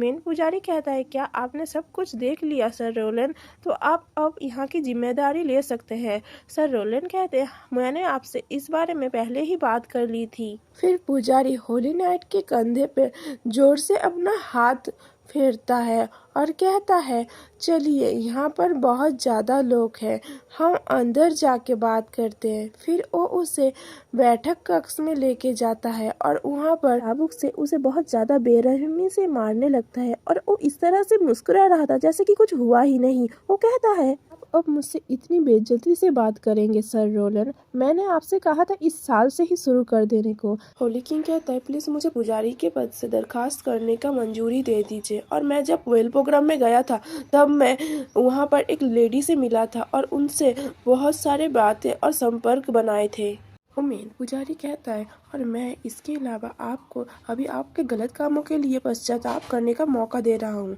इसलिए आप ठीक कीजिए कि आप क्या करने वाले हैं, और मेन पुजारी की बात को आप ठुकरा नहीं सकते। इसके अलावा मैं ये चाहता हूँ कि आप मेरी बातों को ध्यान में रखिए और हमारी बातें हम यहाँ ही ख़त्म करते हैं। फिर सीन चेंज होता है और हम देखते हैं बाहर क्रोसेटा आ चुकी थी। अपने आप से कहती है, ओह पवित्र सुरवीरों का महल तो बहुत ज़्यादा ही बड़ा है, इसलिए लगता है सर रॉजर इतने ज़्यादा अपने विचारों को लेके इतना सख्त है। फिर वो बाकी दो मेन लीड के बारे में सोचने लगती है। वो सोचती है, इस बार मुझे कुछ भी करके कामयाब होना ही पड़ेगा। बट मेरा जैसे खुद पे से भरोसा ही उठता जा रहा है। और तभी हम देखते हैं एक आदमी आके क्रोसेटा से कहता है, हे आप यहाँ क्या कर रही हैं? क्रोसेटा अपने हाथों से अपने आंखों को ढकने कहती है, असल में मैं यहाँ आई हूँ क्योंकि मुझे रोजर नाम के किसी पुजारी से यहाँ पर आमंत्रण मिला था। वो आदमी कहता है, ओ आप होली किंग की बात कर रही हैं शायद, मैं आपको उनके कक्ष में ले चलता हूँ। असल में उनके पास कोई भी आता नहीं है मिलने, इसलिए मैं उससे बहुत ज़्यादा चौंक गया था। फिर वो क्रोसेटा को अंदर ले जाता है। क्रोसेटा उस आदमी के साथ जाते हुए सोचते हैं, क्या इस आदमी पे मेरा चार्म काम नहीं किया? पता नहीं क्या हो रहा है। तभी वो आदमी अपने हाथों से इशारा करते हुए कहता है, माय लेडी आपको इस कमरे में जाना है। फिर क्रोसेटा उस कमरे में चली जाती है और वो कहती है, थैंक यू। और फिर तभी उसे कुछ अजीब सा लगता है और वो अचानक से मुड़ती है। वो देखती है वो आदमी वो दरवाजा बंद कर रहा था और वो उसे कैसी एक अजीब सी स्माइल के साथ घूरता है। बेटा कुछ तो सोचती है और मुड़ती है, कहती है, मैं तो भूल ही गई थी, क्या ये मुझसे ऑब्सेस्ड हो गया है? वो आदमी कहता है, मैंने सुना है कि होली किंग के एक नायक ने अपना पद छोड़ने की बात कही है, क्या आपकी वजह से ही यह है? वो आदमी हंसते हुए कहता है, क्या रॉजर अकेले ही एक औरत के साथ मजे लेना चाहता है, वो भी आप जैसी खूबसूरत औरत के साथ? क्रोसेटा सोचती है, वो नहीं, मैं तो भूल ही गई अपना रक्षा करना, आखिर मैं हमेशा ही गड़बड़ क्यों करती हूँ। वो उस आदमी से कहती है, वो नहीं, मैं कुछ काम भूल गई, मैं कुछ काम निपटा के फिर आती हूँ, आप तब तक इंतज़ार करिए। और वो हड़बड़ी में निकलने लगती है और फिर वो आदमी क्रोसेटा की बाल को खींच के उसको अपने ओर ले आता है। वो आदमी कहता है, हे भगवान आपका बहुत बहुत शुक्रिया मुझे इस खूबसूरत औरत को देने के लिए। फिर क्रोसेटा उसको झटक के रोने लगती है। तभी हमारा वो आदमी घबरा जाता है और कहता है, सर रॉजर आप यहाँ क्या कर रहे हैं? रॉजर कहता है, मैं सोच ही रहा था कि आपके गाड़ी के आने के बाद आप अब तक ऊपर क्यों नहीं आई, तो फिर क्या ये वजह थी?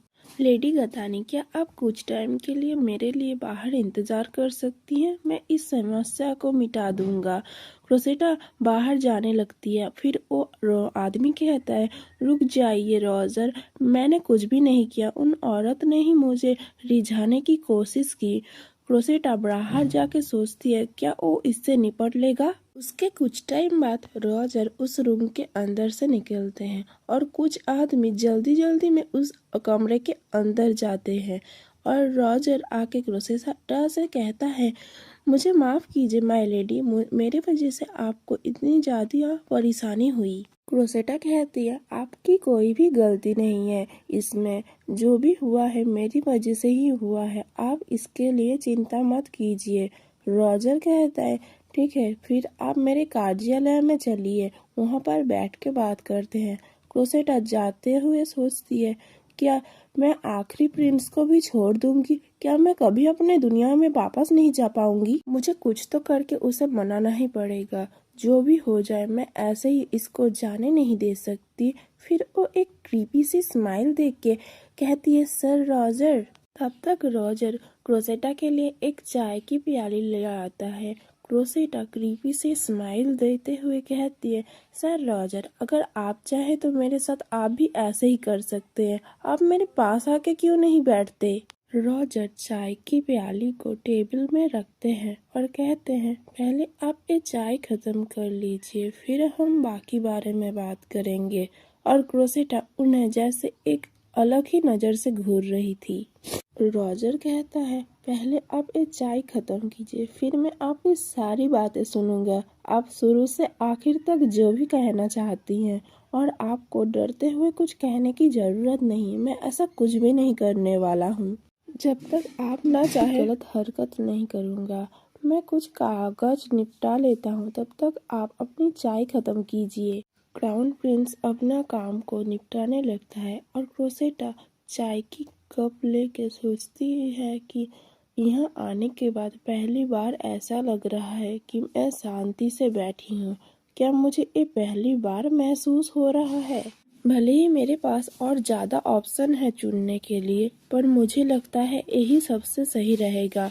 इस आदमी से ही मैं शादी करने वाली हूँ। रॉजर जैसा आदमी ही सबसे ज़्यादा सही रहेगा।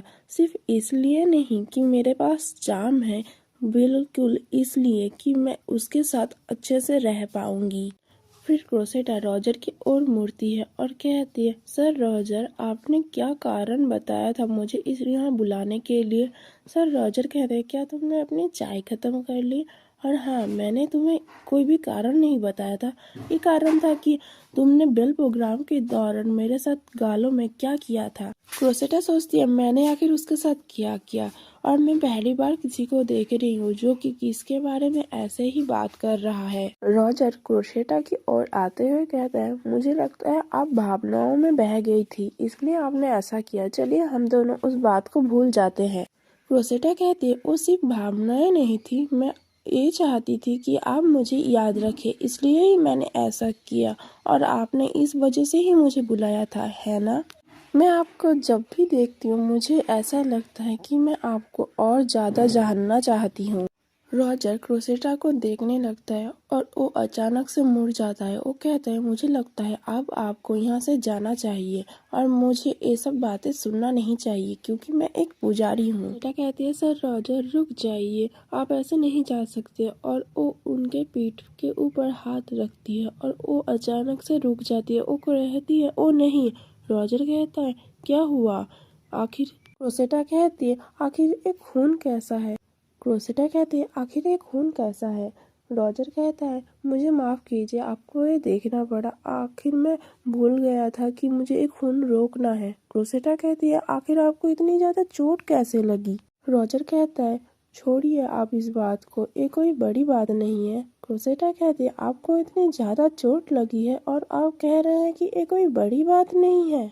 मैं कुछ भी नहीं सुनना चाहती, आप अपना कोट अभी उतारिए। यहाँ पर देखे थे। वो उसे देख के कहती है, ये क्या, यहाँ पर खून क्यों है?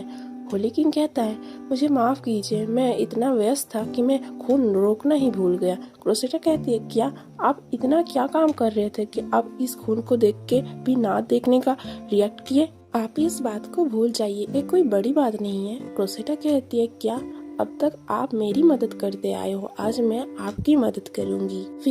फिर वो रॉजर यानी कि होली किंग के ऊपर अपना हाथ रखती है और कहती है, चलिए आप अपने कपड़े अभी उतार दीजिए।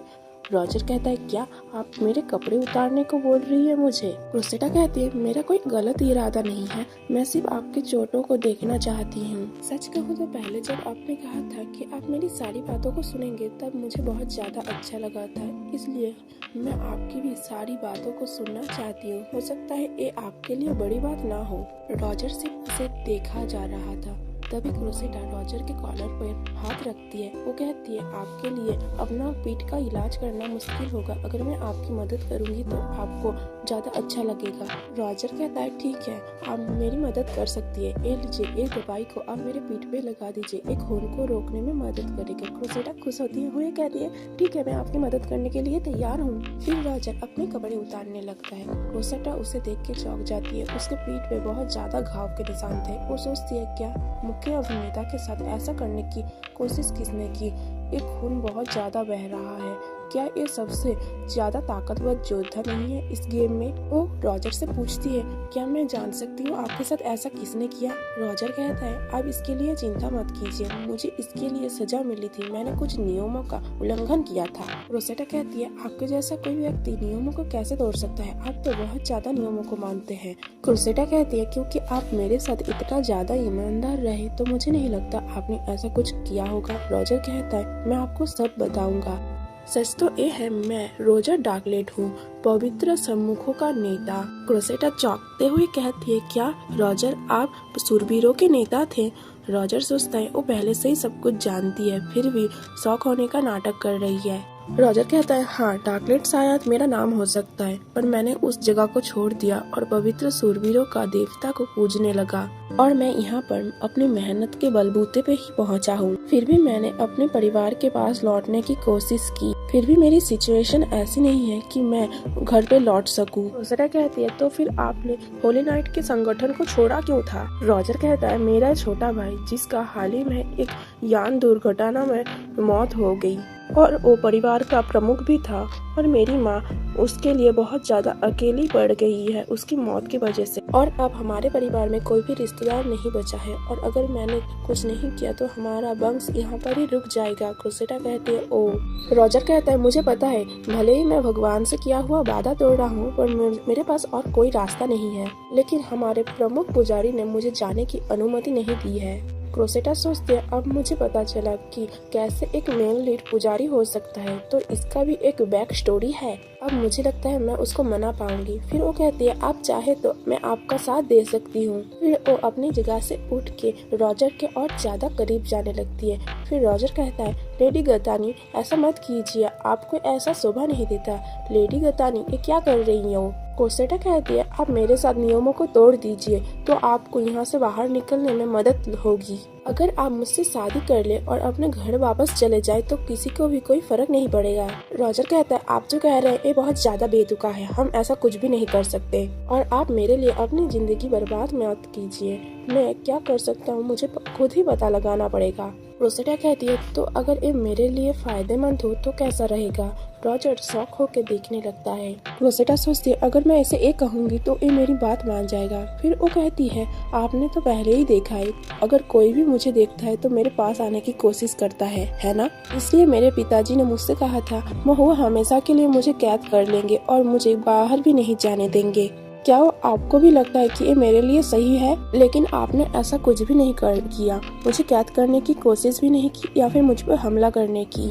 तो आप ही एकमात्र ऐसे व्यक्ति हैं जिसके साथ मैं इस बारे में बात कर सकती हूँ। तो मैं ये चाहती हूँ आप मेरे साथ 1 साल के लिए सिर्फ शादी करने का समझौता कीजिए। क्रोसेटा सोचते अगर मैं इसे मना लूँ शादी करने के लिए तो मैं अपने पुराने जिंदगी में वापस जा पाऊंगी। फिर वो कहते इस बीच में आप अपने परिवार की रक्षा कर सकते हैं और मैं जीने के लिए कोई दूसरा सहारा ढूंढ लूंगी। प्लीज मुझे इस दुनिया में भागने से मदद कीजिए आपकी पत्नी के रूप में और आपके साथ। रॉजर सीरियस होते हुए कहता है क्या आपको लगता है ये आपके लिए अच्छा होगा? आपकी जो इमेज है वो खराब हो जाएगी। रॉजर कहते हैं मैं आपके साथ ऐसा नहीं कर सकता। फिर वो क्रोसेटा के पास आने लगता है। वो पहले तो क्रोसेटा के गालों को छूता है, फिर उसके और पास जाने लगता है। क्रोसेटा घबराते हुए कहते हैं सर रॉजर। रॉजर कहता है मुझे माफ कीजिए, मैंने पहले दरवाजा खुला ही छोड़ दिया था, मुझे लगा आप अभी अभी बंद दरवाजों के बाहर निकली है इसलिए मैंने ऐसा किया। 5 मिनट बाद मेरे सारे सहायक यहाँ आने वाले हैं, अगर वो हमें इस तरह से देख लेंगे तो हमारे लिए हमारा काम करना और ज्यादा आसान हो जाएगा। क्रोसेटा कहती है हाँ मैं समझ गई सर रॉजर, चलिए कुछ ऐसा करते हैं जिससे वो आपको आसानी से नौकरी से निकाल दे। फिर वो कपड़ों को उतारने लगती है। वो सोचती है कि मैं अपने आधे कपड़े उतार दूंगी, फिर उनको बहुत ज्यादा आसानी रहेगी। रॉजर कहता है ठीक है, और वो उसके और ज्यादा करीब आने लगता है। क्रोसेटा कहते हैं क्रोसेटा कहती है रुक जाइए।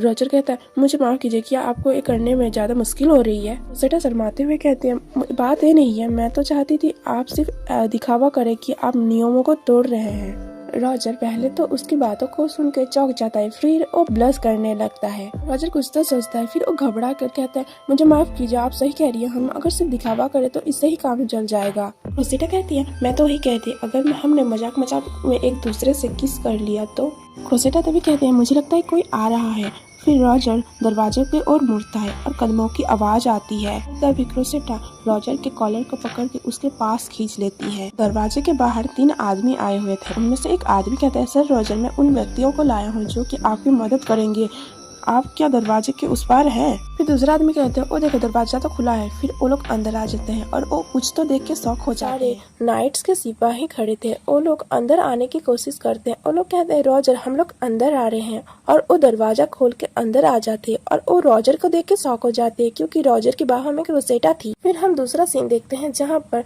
बहुत ज्यादा अफवाहें उड़ने लगी थी उनके बारे में। एक आदमी कहता है क्या तुमने सुना पवित्र सुरवीरों के मुखिया ने क्या क्या एक लड़की के साथ छेड़छाड़ी करने की कोशिश की? क्या तुम्हारा मतलब रॉजर डार्कलेट से है? ये बकवास बातें हैं, वो ऐसा नहीं कर सकता, वो तो बहुत ज्यादा अच्छा है। अफवाह इतनी ज्यादा बढ़ चुकी थी कि वो ड्यूक और क्राउन प्रिंस दोनों के पास ही पहुंच चुकी थी। एक लेडी क्राउन प्रिंस से कहती है महाराज क्या आपने वो अफवाहें सुनी है एक लेडी के बारे में जो कि पता है उनके साथ कितना ज्यादा बुरा हुआ?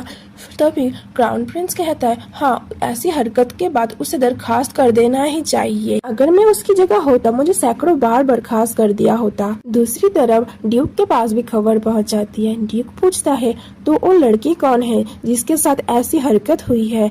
एक आवाज आती है क्राउन गतानी की बेटी क्रोसेटा गतानी। ड्यूक और क्राउन प्रिंस दोनों ही शॉक थे। सीन चेंज होता है और हम गतानी हाउस को देखते हैं जहाँ पर बहुत ज्यादा हलचल मची थी। वहाँ पर क्रोसेटा के फादर बहुत ज्यादा गुस्सा होते हुए दौड़ते हुए क्रोसेटा के पास जाते हैं और वो दरवाजा को खोलते हुए कहते क्या कल तुम्हारे साथ जो भी हुआ क्या वो सच है? उसके फादर चिल्लाते हुए कहते हैं ये क्या किया तुमने? शादी होने से पहले ही तुमने हमारे नाम को खराब कर दिया, तुम ऐसा कैसे कर सकती हो? फिर क्रोसेटा अपने पिताजी की तरफ अपनी नशीली आंखों से घूरती है और कहती है क्या पिताजी आपने ये सुन लिया? उसके पिताजी घुटनों के बल उसके पैरों के सामने गिर जाते हैं। वो कहते हैं मेरी बेटी मुझे माफ करना, आवाज ऊंची करने के लिए मुझे तुम सिर्फ इतना बता दो कि ये सब झूठ है। फिर क्रोसेटा कहते हैं मुझे माफ कीजिए पिताजी, मैंने अपना दिल और शरीर दोनों ही सर रॉजर को दे दिया है। फिर वो अपने मन में सोचती है मैंने जैसा सोचा था कि एक खबर बहुत जल्दी फैल जाएगी ऐसा ही हुआ। मैंने सोचा ही था सर रॉजर के साथ मेरी अफवाह बहुत ज्यादा फैल जाएगी। फिर हम पास्ट वाली स्टोरी को देखते हैं जहाँ पर रॉजर और क्रोसेटा गले लगे हुए थे, जहाँ पर नाइट्स ने बहुत ज्यादा घेर के उनसे कहते हैं कि सर रॉजर आपने अभी अभी पवित्र नियमों को तोड़ा है और हम जो देख रहे हैं क्या वो सच है? रॉजर चुप रहता है और सिर्फ अपने सिर को हिलाता है और वो नाइट्स उसको बांध देते हैं। क्रोसेटा कहती है सर रॉजर। फिर वो सोचती है क्या उसके साथ ऐसे ही एक अपराधियों के जैसा ट्रीट किया जाता है? रॉजर कहता है मैं ठीक हूँ, आप घर जाइए, मैं 3 दिनों में सब कुछ ठीक करके आपके घर आऊंगा, प्लीज मेरे लिए वेट करना। और फिर हम स्टार्टिंग वाले सीन में वापस आ जाते हैं जहाँ पर क्रोसेटा सोच रही है कि अगर मैं 3 दिन और गुजार लूँ तो मुझे अपने पिताजी से छुटकारा मिल जाएगा। फिर वो अपने पिताजी से कहती है पिताजी प्लीज आप चिंता मत कीजिए, सर रॉजर ने वादा किया है कि वो मेरी जिम्मेदारी उठाने के लिए तैयार है और मुझसे शादी करने के लिए भी, और अब आपको मेरी चिंता करने की जरूरत नहीं है। मैं अब डार्कलेट परिवार में जाऊंगी और उनके साथ ही रहूंगी। उसके पिताजी उठ खड़े होते हैं और कहते हैं नहीं ऐसा नहीं हो सकता, मैं तुम्हें उस आदमी के पास जाने नहीं दे सकता। क्रोसेटा कहती है क्या? और उसके पिताजी हड़बड़ी में उसको दरवाजे के अंदर बंद करके चले जाते हैं और क्रोसेटा दरवाजे को खोलने की कोशिश करती है और कहती है आपने ऐसा क्यों किया? उसके फादर कहते हैं जब तक तुम टावर में रहने के लिए राजी नहीं होती मैं तब तक तुम्हें पानी तक नहीं दूंगा, तुम इस कमरे में ही रहोगी। क्रोसेटा दरवाजे को पीटते हुए कहती है पिताजी आप क्या कह रहे हैं, मैं ऐसा कुछ भी नहीं चाहती हूँ। फिर उसके पिताजी बाहर सारे सर्वेंट्स को बुलाते हैं और कहते हैं हे तुम यहाँ पर नजर रखना, जब तक वो मुझे ना बुलाए किसी को भी अंदर जाने की इजाजत नहीं है। एक सर्वेंट अंदर आने की कोशिश कर रहा था इसलिए उसके पिताजी ने उसको नीचे पटक दिया और लात मारते हुए कहता है हे क्या तुम मेरी बेटी के पीछे पड़े हो, तुम यहाँ क्या कर रहे हो? फिर वो सर्वेंट कहता है पर आपने ही तो कहा कि दरवाजे के पास कोई आना नहीं चाहिए, इसलिए ही मैं यहाँ पर खड़े होने की कोशिश कर रहा था। उसके फादर कहते हैं नहीं, तुम यहाँ नहीं रह सकते, यहाँ सिर्फ नौकरानियां ही रहेंगी जो कि बारी बारी से ही पहरा देंगी। फिर वो नौकरानियों से कहते हैं, हे अगर तुम लड़की भी हो, मैं ये नहीं चाहता कि तुम मेरी बेटी को हाथ लगाओ, इसलिए उससे दूर रहना। फिर क्रोसेटा सोचती है क्या वो इतनी ज्यादा हद पार कर रहा है, कोई बात नहीं, मुझे शांत रहना पड़ेगा। रॉजर ने मुझसे वादा किया है वो कि 3 दिन में वो आके मुझे यहाँ से ले जाएगा, फिर मैं यहाँ से निकल पाऊंगी, मुझे बस और थोड़ी देर के लिए ही इंतजार करना। सीन चेंज होता है और हम देखते हैं नौकरानियाँ आपस में बात कर रही थी। एक नौकरानी कहती है उस औरत की वजह से ही हमारे साथ ऐसा ट्रीट किया जा रहा है, पता नहीं उस बेतुकी औरत में क्या है कि हमें बारी बारी से उसको नजर रखना पड़ेगा और उसको एक बूंद भी पानी देने की इजाजत भी नहीं है। क्या तुम्हें पता है कुछ साल पहले से ही ऐसी बेतुकी घटनाएं घट रही है कि बहुत सारे नौकरानियों ने एक साथ ही काम छोड़ दिया। एक नौकरानी कहते हैं पता नहीं क्या हुआ, मुझे कुछ समझ नहीं आ रहा। फिर वो नौकरानी दूसरी नौकरानी को बुलाती है और कहती है हे मार्गोट, तुम यहाँ क्या कर रहे हो, तुम्हारी भी तो अब बारी है, चलो हमारे साथ। फिर हम उस लड़की को देखते हैं, वो लड़की कुछ अलग ही थी। फिर से वो नौकरानी कहती है तुमने तो कुछ दिनों पहले ही ज्वाइन किया है, तुमने कभी भी उस लड़की को नहीं देखा है, क्या तुम उसके बारे में कुछ जानती हो? फिर मार्गोट कहती है मुझे नहीं पता मुझे कैसे उसके साथ ट्रीट करना चाहिए, मुझे सिर्फ ये पता है कि मुझे पैसे मिल रहे हैं इसलिए मुझे काम करना पड़ेगा। फिर वो नौकरानी कहती है हे तुम तो बहुत ज्यादा पैसों की लालची हो। फिर मार्गोट अपने मन में सोचती है पता नहीं क्या हो रहा है, यहाँ पर कुछ तो अजीब है। कुछ टाइम पहले इस हवेली के बारे में कोई भी बात नहीं करता था, सिर्फ इस हवेली के बारे में एक ही बात थी कि उसकी एक नाजायज बेटी है। फिर अचानक से क्या हुआ कि इस हवेली के बारे में इतनी ज्यादा अफवाहें उड़ने लगी, ये तो कुछ तो गड़बड़ है, आखिर वो किस तरह की लड़की है। और हम फिर से नौकरानियों को बात करते हैं और सुनते हैं। एक नौकरानी कहती है मुझे बहुत ज्यादा नींद आ रही है, दिन में काम करने के बाद मैं अभी मुझ में थोड़ी भी एनर्जी नहीं है मैं अभी काम कर सकूं। देखो दरवाजा तो पहले से ही बंद है, हमें यहाँ पर रहने की क्या जरूरत है, और क्या ये सच है कि उसने 2 दिनों से पानी तक नहीं पिया है? फिर हम दूसरे तरफ देखते हैं जहाँ पर क्रोसेटा बेड पे लेटी हुई थी। ओके सोचती है मेरा सर चकरा रहा है, मुझे बहुत ज्यादा भूख प्यास दोनों ही लगे हैं। 3 दिन तो पहले ही बीत चुके हैं, पता नहीं रॉजर अब तक यहाँ पर क्यों नहीं आया। मैंने सोचा था कि मैं सो के टाइम को बिता सकती हूँ, पर मुझे नींद भी नहीं आ रही है। मैंने पहले टीवी में ड्रामाओं में बहुत ज्यादा मेन लीडियों को 3 दिनों तक भूखा रहते हुए देखा है, मुझे लगा था ये बहुत ज्यादा आसान रहेगा, पर मुझे नहीं लगता ये आसान है जब मैं खुद कर रही हूँ। रुको, अगर मैं नौकरानियों को अपने चाम में फंसा के उनसे काम करा सकूं तो वो बहुत फिर वो अपने आप को पीटते हुए कहती है रुको मैं क्या सोच रही हूँ, ऐसा कुछ भी मैं नहीं कर सकती, मैं अपने शक्तियों को काबू में नहीं कर सकती, बहुत बार हो चुका है कि मेरे विपरीत ही वो शक्तियाँ रखती है। रुको, अगर रॉजर अभी तक नहीं आया, क्या वो मेरे वादे को भूल गया है? क्या वो नहीं आएगा अब मेरे पास? अब कुछ भी नहीं किया जा सकता, अब मुझे ही कुछ करना पड़ेगा। फिर वो दरवाजे को पीटने लगती है, वो कहते हैं क्या तो कोई दरवाजा खोल सकता है? फिर नौकरानी कहती है मुझे माफ कीजिए मैं दरवाजा नहीं खोल सकती, आप जाके सो क्यों नहीं जाती? क्रोसेटा कहती है प्लीज थोड़ी देर के लिए ही दरवाजा खोल दो। क्रोसेटा कहती है मेरे पेट में बहुत ज्यादा दर्द हो रही है, अगर मैंने कुछ भी नहीं किया तो मैं मर जाऊंगी। नौकरानियां आपस में फुसफुसाते हुए कहती है अगर कोई सीरियस बात हुई तो क्या होगा? क्रोसेटा कहती है मैं आपसे भीख मांग रही हूँ, प्लीज दरवाजा खोल दीजिए। नौकरानियां आपस में कहती है चलो दरवाजे को थोड़ा सा खोल के देखते हैं कि वो ठीक है। फिर वो दोनों दरवाजे को थोड़ा सा खोलती है और क्रोसेटा अपनी नशीली आंखों से उनको घूरती है और वो दोनों ऑब्सेस्ड हो जाते हैं और वो दोनों थोड़ा सा दरवाजा खोल के देखती है। तभी क्रोसेटा अपनी नशीली आंखों से उनकी तरफ देखती है और वो कहती है हे क्या तुम मेरी थोड़ी सी मदद कर सकती हो? और उसके चाम से वो दोनों नौकरानियां इफेक्ट हो चुकी थी। वो दोनों कहती है हाँ माय लेडी, आप कहिए हम जीते आपके लिए ही है, आपको क्या चाहिए आप हमें बताइए जल्दी से। क्रोसेटा कहती है क्या तुम मेरे फादर को बिना बताए मेरे लिए पानी और कुछ खाने को ले आ जा सकती हो? क्रोसेटा सोचती है जब वो दोनों चली जाएंगी तभी मैं यहाँ से भाग निकलूंगी। वो दोनों नौकरानियां जल्दी में हड़बड़ी में वहाँ से भाग जाती है। उन दोनों में से एक कहती है मैं अभी आपके लिए वो लाती हूँ और दूसरी नौकरानी कहती है मैं उससे जल्दी आपके लिए लाऊंगी। क्रोसेटा वहाँ पर खड़ी थी और उसके साथ मार्गरेट भी खड़ी थी। क्रोसेटा मार्गरेट से कहती है क्या तुम नहीं जा रही हो? मार्गरेट कहती है मुझे पूरा यकीन है वो दोनों संभाल लेंगे।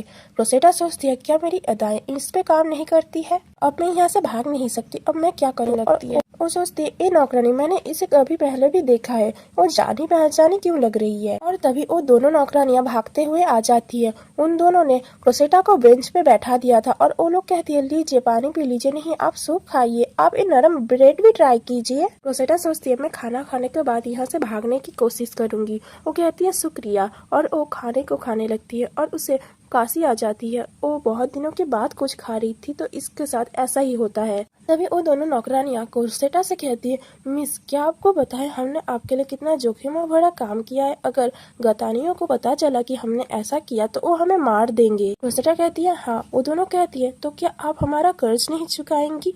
और वो दोनों क्रोसेटा को अजीब ढंग से सुनने लगती है। क्रोसेटा शॉक हो जाती है, वो कुछ बोल भी नहीं पाती है। अगर आप हमारा कर्ज नहीं चुकाएंगी तो ये हमारे लिए बहुत ज्यादा अन्याय होगी, तो आप हमारा कर्ज क्यों नहीं चुकाती? क्रोसेटा कहती है, रुक जाओ, ऐसा मत करो।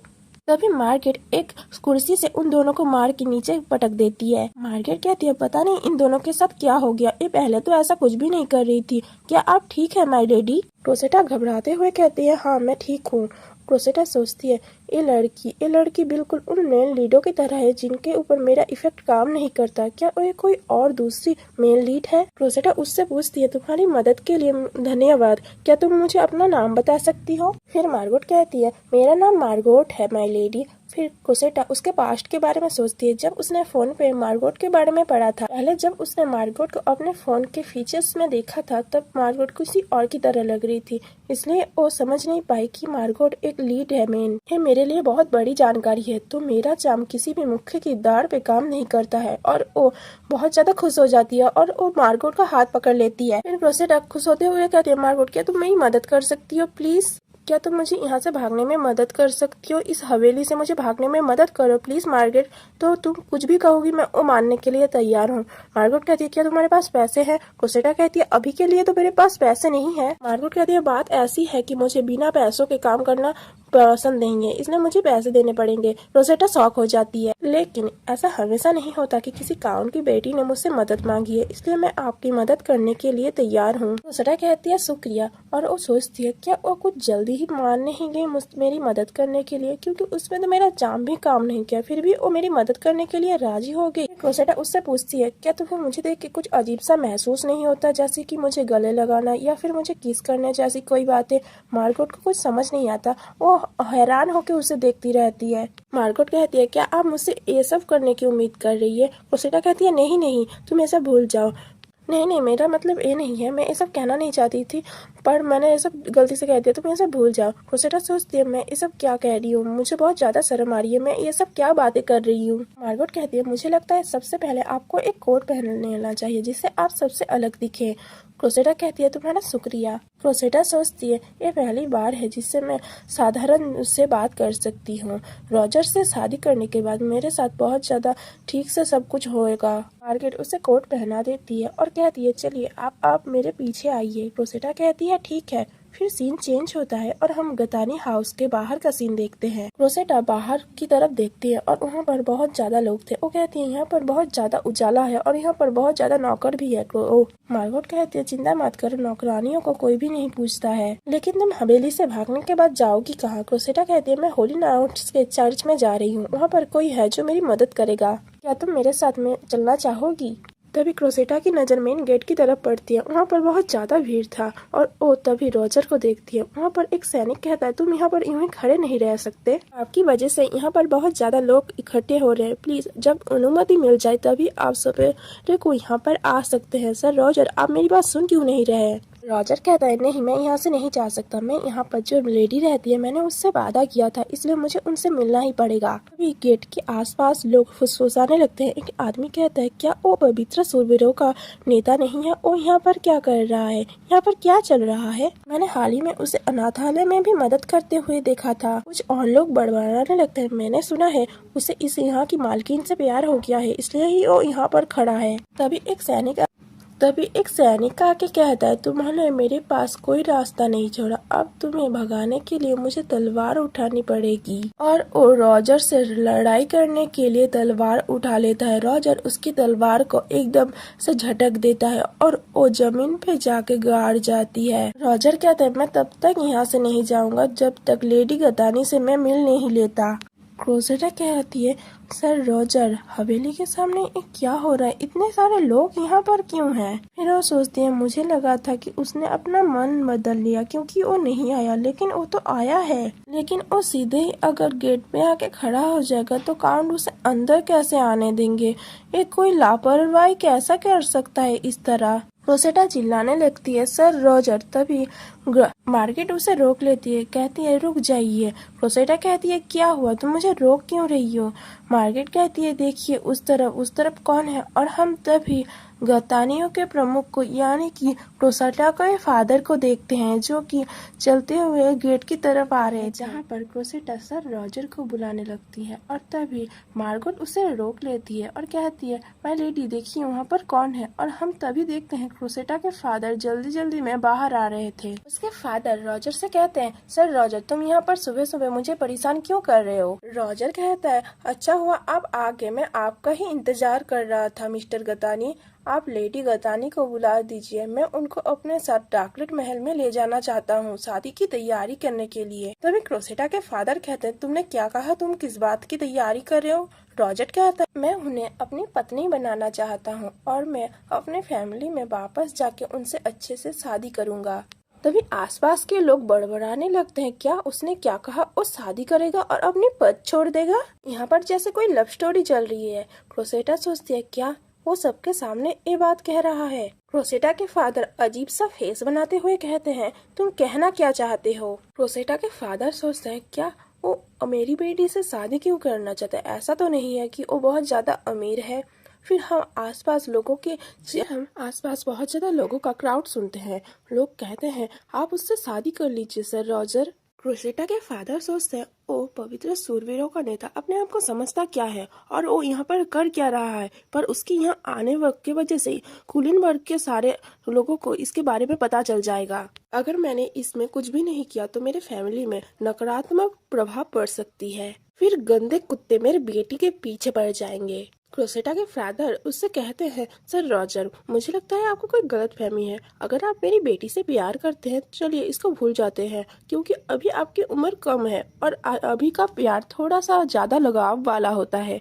हम इस बारे में बाद में बात करेंगे, आप एक हफ्ते बाद आइए। रॉजर कहता है, लेकिन आपने पहले से ही लेडी गदानी को घर में बंद करके रखा है। उसके फादर घबराते हुए कहते हैं, क्या ऐसा नहीं है। रॉजर कहता है, मैंने तो सिर्फ अनुमान लगाया था, पर मुझे लगता है ये बात बिल्कुल सही है। वैसे आपको क्या लगता है, अगर पवित्र सूरवीर आपके महल का निरीक्षण करे तो कैसा रहेगा। आपके सेवकों के पास आपके लिए कहानी करने का समय नहीं होगा। क्रोसेटा के फादर गुस्सा होते हुए कहते हैं, आप तो ऐसे बात कर रहे हैं जैसे आप अभी भी पवित्र सूरवीरों के नेता हो। आप अभी उनके बीच में नहीं है, क्योंकि आपने पहले ही मेरे बेटी पे डोरे डालने की कोशिश की है, तो मुझे यकीन है कि आप ज्यादातर उस पद में टिक नहीं पाएंगे। रॉजर कहता है, होली सी मुझे बहुत ज्यादा पसंद करता है, तो क्या आप ये देखना चाहेंगे मेरे पास अभी भी कितना ज्यादा अधिकार है। उनके बातों के बीच में क्रोसेटा अचानक से आके रॉजर को गले लगा लेती है और क्राउड और ज्यादा बढ़ जाती है। लोग कहने लगते हैं, ये तो काउंट की बेटी है, मैं उसका चेहरा नहीं देख पा रहा हूँ। रॉजर कहता है, लेडी गतानी आप यहाँ क्या कर रही है, आपका यहाँ रहना खतरनाक हो सकता है। क्रोसेटा के फादर कहते हैं, क्रोसेटा तुम यहाँ पर क्या कर रही हो। क्रोसेटा सोचती है, क्या ओ यहाँ पर इतने ज्यादा लोग हैं इस वजह से ऐसा ट्रीट कर रहा है, तो मुझे भी ऐसा ही करना चाहिए। वो सोचती है, मैं भी ऐसी लड़की की तरह ट्रीट करूंगी जिससे प्यार हो गया है और वो अपने प्यार के लिए सब कुछ कर सकती है। फिर वो अपने फादर से कहती है, पिताजी मैं रॉजर के साथ जाना चाहती हूँ, मैं उसके साथ डार्कलेट महल में ही रहूंगी, प्लीज मुझे जाने दीजिए। क्या आप ऐसे आदमी को रोकेंगे जो मेरे साथ रहने के लिए भगवान तक को छोड़ दिया। फिर हम लोगों की आवाज सुनते हैं, कुछ लोग कह रहे थे, उसे जाने दो उसके साथ, वो उससे कितना ज्यादा प्यार कर। रॉजर ने ठीक से क्रोसेटा को पकड़ा हुआ था। उसके फादर को बहुत ज्यादा चिढ़ हो रही थी। वो चिढ़ते हुए कहते हैं, ठीक है मैं अभी के लिए तुम्हारे साथ उसे जाने दे रहा हूँ शादी की तैयारियों के लिए। फिर वो उनसे हैंडशेक करते हुए कहते हैं, अगर तुम्हें उससे शादी करनी है तो मेरे परमिशन की जरूरत पड़ेगी तुम्हें, शायद तुम्हें ये याद है। अभी रॉजर उससे कहता है,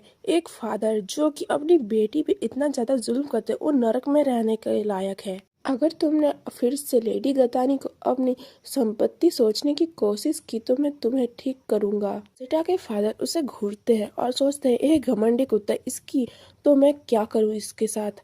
फिर क्रोसेटा और रॉजर दोनों ही वहां से जाने लगते हैं। रॉजर उससे कहता है, चलिए लेडी गतानी मेरी गाड़ी में चलते हैं। क्रोसेटा सोचते हैं, उसने ऐसा क्या कहा कि क्राउड इतने ज्यादा क्रोधित हो रहे हैं। फिर क्राउड में सब कहते हैं, सर रॉजर बहुत ज्यादा खुश रहना, हमेशा प्यार करते रहना।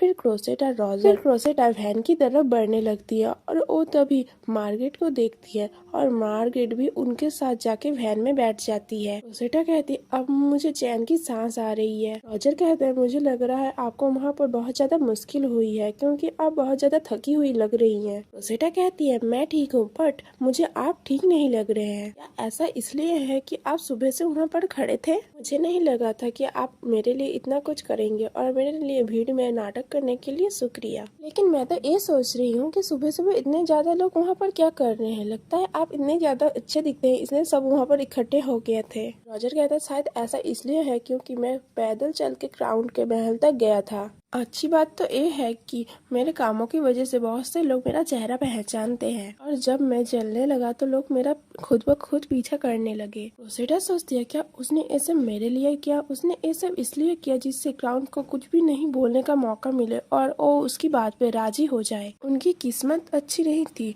लेकिन उन्होंने भीड़ को इतनी अच्छी से संभाल लिया था कि उनका मंजूरी पाना सही रहा। रॉजर कहता है मैं माफी चाहता हूँ देर से आने के लिए, मेरी वजह से तुम्हें बहुत ज्यादा वेट करना पड़ा। क्रोसेटा कहती है नहीं बिल्कुल भी नहीं, मैंने इतना ज्यादा इंतजार भी नहीं किया था। वादा निभाने के लिए शुक्रिया, मैं बहुत ज्यादा खुश हूँ। रॉजर से उसे चुपचाप देखे जा रहा था और तभी मार्गरेट कांसने लगती है। क्रोसेटा तभी उसे नोटिस करती है और वो उसे हकलाते हुए कहती है मुझे माफ करना तुम्हें जल्दबाजी में यहाँ लाने के लिए। मुझे ऐसा लग रहा था कि मैं अगर तुम्हें क्राउन के महल में छोड़ देती तो तुम्हें बहुत ज्यादा मुश्किलों का सामना करना पड़ता। मार्गरेट कहती है मुझे कहीं भी रहने में परेशानी नहीं है, सिर्फ मुझे ठीक ठाक पैसे मिलने चाहिए। बेटा रॉजर से कहती है सर रॉजर इसने मुझे भागने में मदद की है, ये बहुत अच्छी है।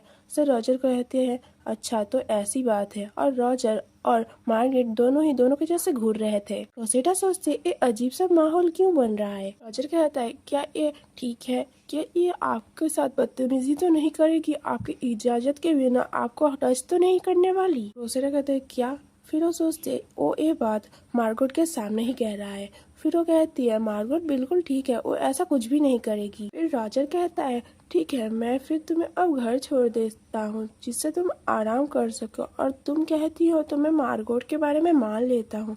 और फिर वो अचानक से क्रोसेटा के कंधे के ऊपर गिर जाते हैं। क्रोसेटा को कुछ समझ नहीं आ रहा था और सर रॉजर का फेस रेड हो चुका था। क्रोसेटा चिल्लाने लगती है सर रॉजर आखिर आपको क्या हो गया? और तभी हम देखते हैं बग्गी जल्दबाजी में महल के अंदर आता है और तभी एक बटलर बाहर आके कहता है महाराज आप तो समय से पहले आ गए। फिर वो बटलर क्रोसेटा से कहता है डार्कलेट महल में आपका स्वागत है, मैं यहाँ का बटलर हूँ। क्रोसेटा चिल्लाते हुए कहती है सर रॉजर बेहोश हो गए हैं, जल्दी से जल्द डॉक्टर को बुलाइए। वो बटलर कहता है क्या हुआ है उनको? फिर पूरे महल में जैसे हलचल मच गई थी। फिर हम देखते हैं रॉजर को बेड पे लेटाया जाता है और बटलर उससे पूछता है सर रॉजर उठ जाइए। फिर वो बटलर क्रोसेटा से पूछता है आखिर सर रॉजर को हुआ क्या है? वो तो बिल्कुल ठीक थे, आखिर उनको हुआ क्या? क्रोसेटा कहते हैं मुझे नहीं पता उनको क्या हुआ है, कुछ देर पहले तो वो तलवार चला रहे थे, पता नहीं अचानक से उन्हें क्या हो गया। फिर क्रोसेटा अपने मन में सोचती है मुझे लगता है जो मैं सोच रही हूँ कहीं ये तो वही नहीं। फिर क्रोसेटा रॉजर के कपड़े उतारने लगती है। बटलर कहता है आप रॉजर के कपड़े क्यों उतार रही हैं? क्रोसेटा कहती है कृपया मुझे इन्हें पलटने में मदद कीजिए। क्रोसेटा और बटलर दोनों मिलकर रॉजर को पलटते हैं और वो उनके घाव को देख के घबराने लगते हैं।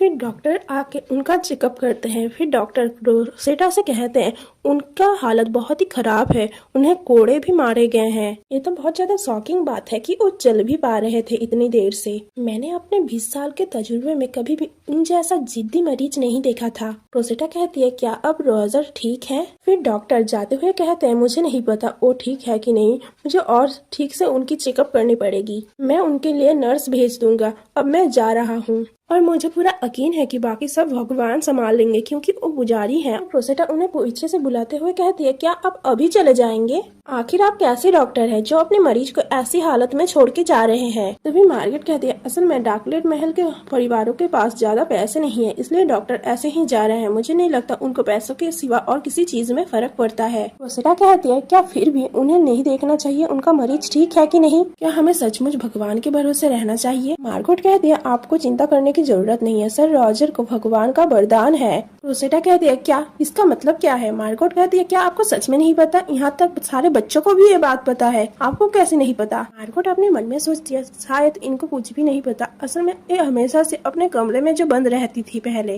फिर मार्गोट पास के बारे में बताने लगती है। 7 साल पहले उत्तर में एक युद्ध हुआ था और राज्य के बहुत सारे निर्दोष लोगों ने अपनी जान गंवाई थी। युद्ध के दौरान राज्य के बहुत सारे शूरवीरों को हार का सामना करना पड़ा था। उस समय सर रॉजर, जो कि बहुत ज्यादा छोटे थे, उन्होंने अकेले ही युद्ध किया और उन्होंने सबको हराया भी था। उन्होंने दुश्मन के कमांडर को भी हराया था। उन्हें कोई भी तीर छू नहीं पाता था और जिन भी तीरों ने उनको छुआ था उन्होंने फिर भी वो उनके सिवाय खड़े थे। उस दिन के बाद से साम्राज्य के लोग मानते हैं उन्हें गॉड का वरदान है।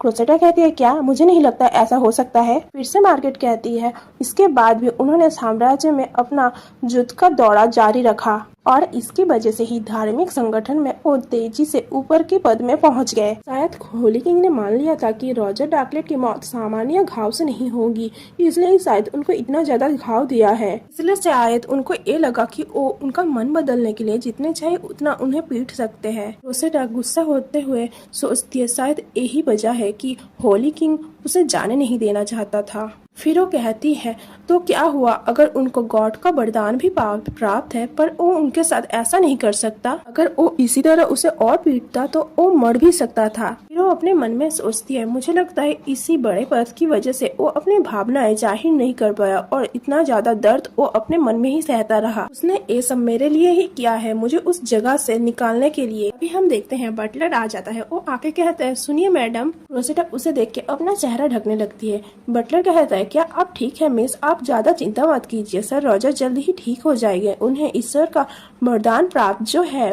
फिर वो बटलर सोचता है पता नहीं वो हमेशा अपना चेहरा ढकती क्यों रहती है। फिर वो कहता है क्या आप मेरी एक बात सुनना चाहेंगे? मुझे पता है कि ये सही वक्त नहीं है, पर क्या आप होने वाली मालकिन बनना चाहेंगी यहाँ की? क्या सर रॉजर की इलाज जब तक चल रहा है तब तक आप यहाँ पर हवेली देखना चाहेंगी? क्या आप रॉजर की माँ से मिलना चाहेंगी और यहाँ पर जो है उन सबसे मिलना चाहेंगी? फिर रोसेटा कहती है नहीं, मैं उनसे मिलना नहीं चाहती, मैं अकेली रहना चाहती हूँ। मैं बागीचे पे जाके थोड़ी ठंडी हवा लेके वापस आती हूँ।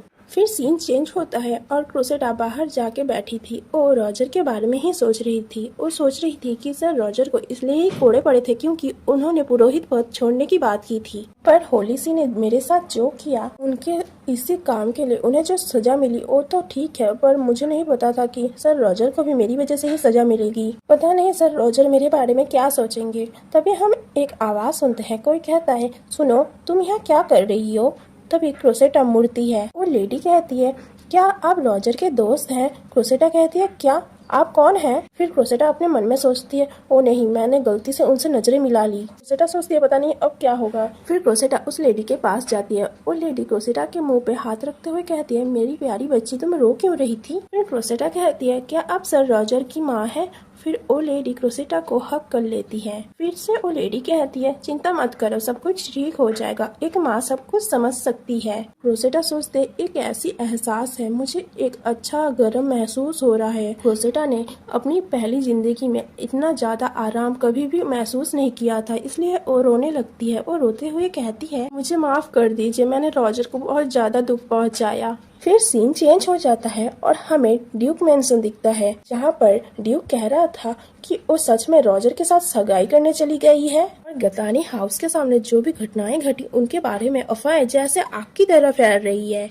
वहाँ पर बटलर कहता है मेरे हुजूर आपने बहुत अच्छा काम किया उस महिला को भगाकर।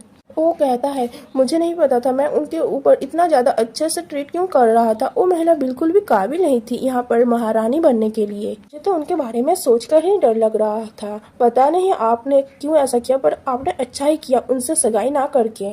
फिर ड्यूक अपने मन में सोचता है तो वो दूसरे आदमी के पास भाग गई जैसे ही मैंने उसे ठुकरा दिया। उसने अपनी बॉडी से मुझे पहले लुभाया और फिर यहाँ से भाग गई। उसने मुझ पे जैसे कोई जादू किया है। फिर ड्यूक वहाँ से जाने लगता है। वहाँ पर बटलर कहता है क्या हुआ माय लॉर्ड, आप यहाँ से जा क्यों रहे हैं?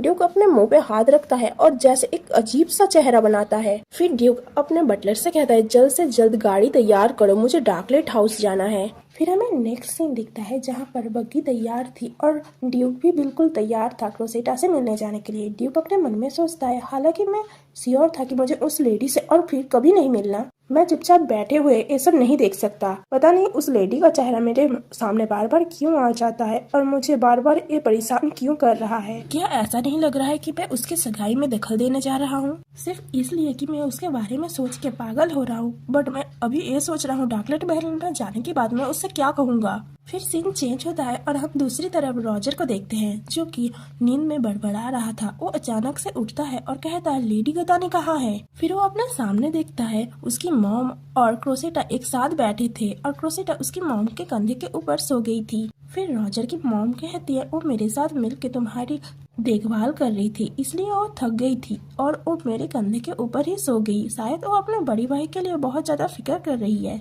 उनकी आवाजों से क्रोसेटा उठ जाती है और सोचती है क्या ये रॉजर की आवाज है। फिर वो झटक से उठती है और कहती है क्या आप ठीक है, आप कैसे उठ गए जल्दी। फिर रॉजर कहता है हाँ लेडी गतानी मैं बिल्कुल ठीक हूँ। फिर सीन चेंज होता है और हमें महल का बाहर का सीन दिखाया जाता है। रॉजर और क्रोसेटा एक जगह पर बैठे थे और रॉजर की मम्मी वहाँ पर जाके रोज देख रही थी। रॉजर कहता है मैं यही सोच रहा था कि मैं तुम्हें अपनी मॉम से कैसे मिलाऊं, पर मुझे लगता है ये करने की अभी जरूरत नहीं है। मुझे अच्छा लगा उन्होंने मेरा इतने अच्छे से स्वागत किया, क्रोसेटा ने कहा।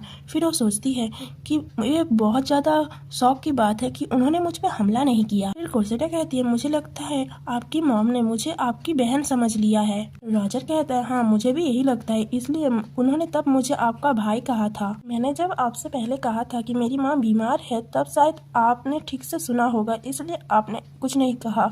पर मेरी माँ का अभी भी दिमाग 20 साल पहले ही अटका हुआ है। उनको सिर्फ मेरी बचपन की ही यादें याद है। जब मेरी पिताजी की मौत हुई तब उन्हें बहुत ज्यादा गहरा सदमा पहुंचा, इसलिए वो तब से ही मुझे एक छोटे बच्चे के रूप में देखती है। आमतौर पर वो जब भी अजनबियों को देखती है तब उन्हें अपना दोस्त समझ लेती है, पर लगता है आपके लिए वो कुछ अलग सोचती है। फिर क्रोसेटा कहती है मुझे अभी भी शौक लग रहा है कि वो मुझे अपनी बेटी मान रही है। रॉजर कहता है आपको इस बात की चिंता नहीं करनी चाहिए थी, आपको ये बात ना जानना था, फिर भी ये सही होता कि आप ना जाने। क्रोसेटा कहती है क्या मैं ये जानना क्यों नहीं चाहूंगी, अगर आपको मेरी ये पूछने से बुरा लगा हो तो मुझे माफ करना, मुझे नहीं पूछना चाहिए था। पर हम दोनों को आखिर में वो मिल गया जो हम दोनों चाहते थे, साथ में रहना। फिर रॉजर कहता है क्या। फिर तभी रॉजर की मम्मी आ जाती है। वो उन दोनों से कहते हैं चलो बच्चों हम दोनों सब मिल के लुका छुपी खेलते हैं, चलो मेरे साथ। फिर वो क्रोसेटा की हाथ को खींच के ले जाने लगती है। फिर वो कहती है जाओ जाके छुप जाओ, मैं उल्टी गिनती गिन रही हूँ, और वो गिनने लगती है। क्रोसेटा कहते हैं अब हम क्या करें, बस छुपने के लिए एक आसान सी जगह खोज लो जिससे वो हमें जल्दी से जल्दी खोजने लगे, और फिर वो अपने कमरे में चली जाएंगी आराम करने के लिए। फिर रॉजर कहता है यहाँ पर छुपने की बहुत अच्छी जगह है, यहाँ आ जाओ। फिर क्रोसेटा और रॉजर बहुत ज्यादा पास होते हैं। क्रोसेटा थोड़ा ब्लश करने लगती है और सोचती है आखिर मैं एक ऐसा महसूस कर रही हूँ। तभी रॉजर अपना मुंह मोड़ लेता है। तभी क्रोसेटा सोचती है वो हमेशा मेरे साथ अच्छे से ट्रीट करता है, हमेशा मेरा ख्याल रखता है। जब भी मैं उसके करीब जाने लगती हूँ तभी वो दूर चला जाने लगता है। ऐसा लगता है कि वो जो भी सोच रहा है वो बिल्कुल सही कह रहा है, बट लेकिन मुझे ऐसा लग रहा है कि मैं उसे मना नहीं पाऊंगी, इसलिए मुझे ऐसा फील हो रहा है। फिर क्रोसेटा रॉजर से कहती है सर रॉजर मैं फिर कभी नहीं चाहूंगी कि आपको चोट लगे। फिर रॉजर उसकी तरफ मुड़ता है अगर आपको मेरी कोई बात बुरी लगी है तो आप चाहे तो इसे मुझे बता सकते हैं रॉजर, आप दिन ब दिन मुझे और ज्यादा पसंद आने लगे हैं। फिर वो अपने मन में सोचती है आखिर मैं ये सब क्या कह रही हूँ। फिर वो कहती है असल में एक इंसान के रूप में आप मुझे बहुत ज्यादा पसंद आने लगे हैं। क्रोसेटा ये सब कह ही रही थी और तभी रॉजर अचानक से आके क्रोसेटा को किस कर लेता है। क्रोसेटा कुछ बोल भी नहीं पाती और अपनी आंखों में ही खोए थे।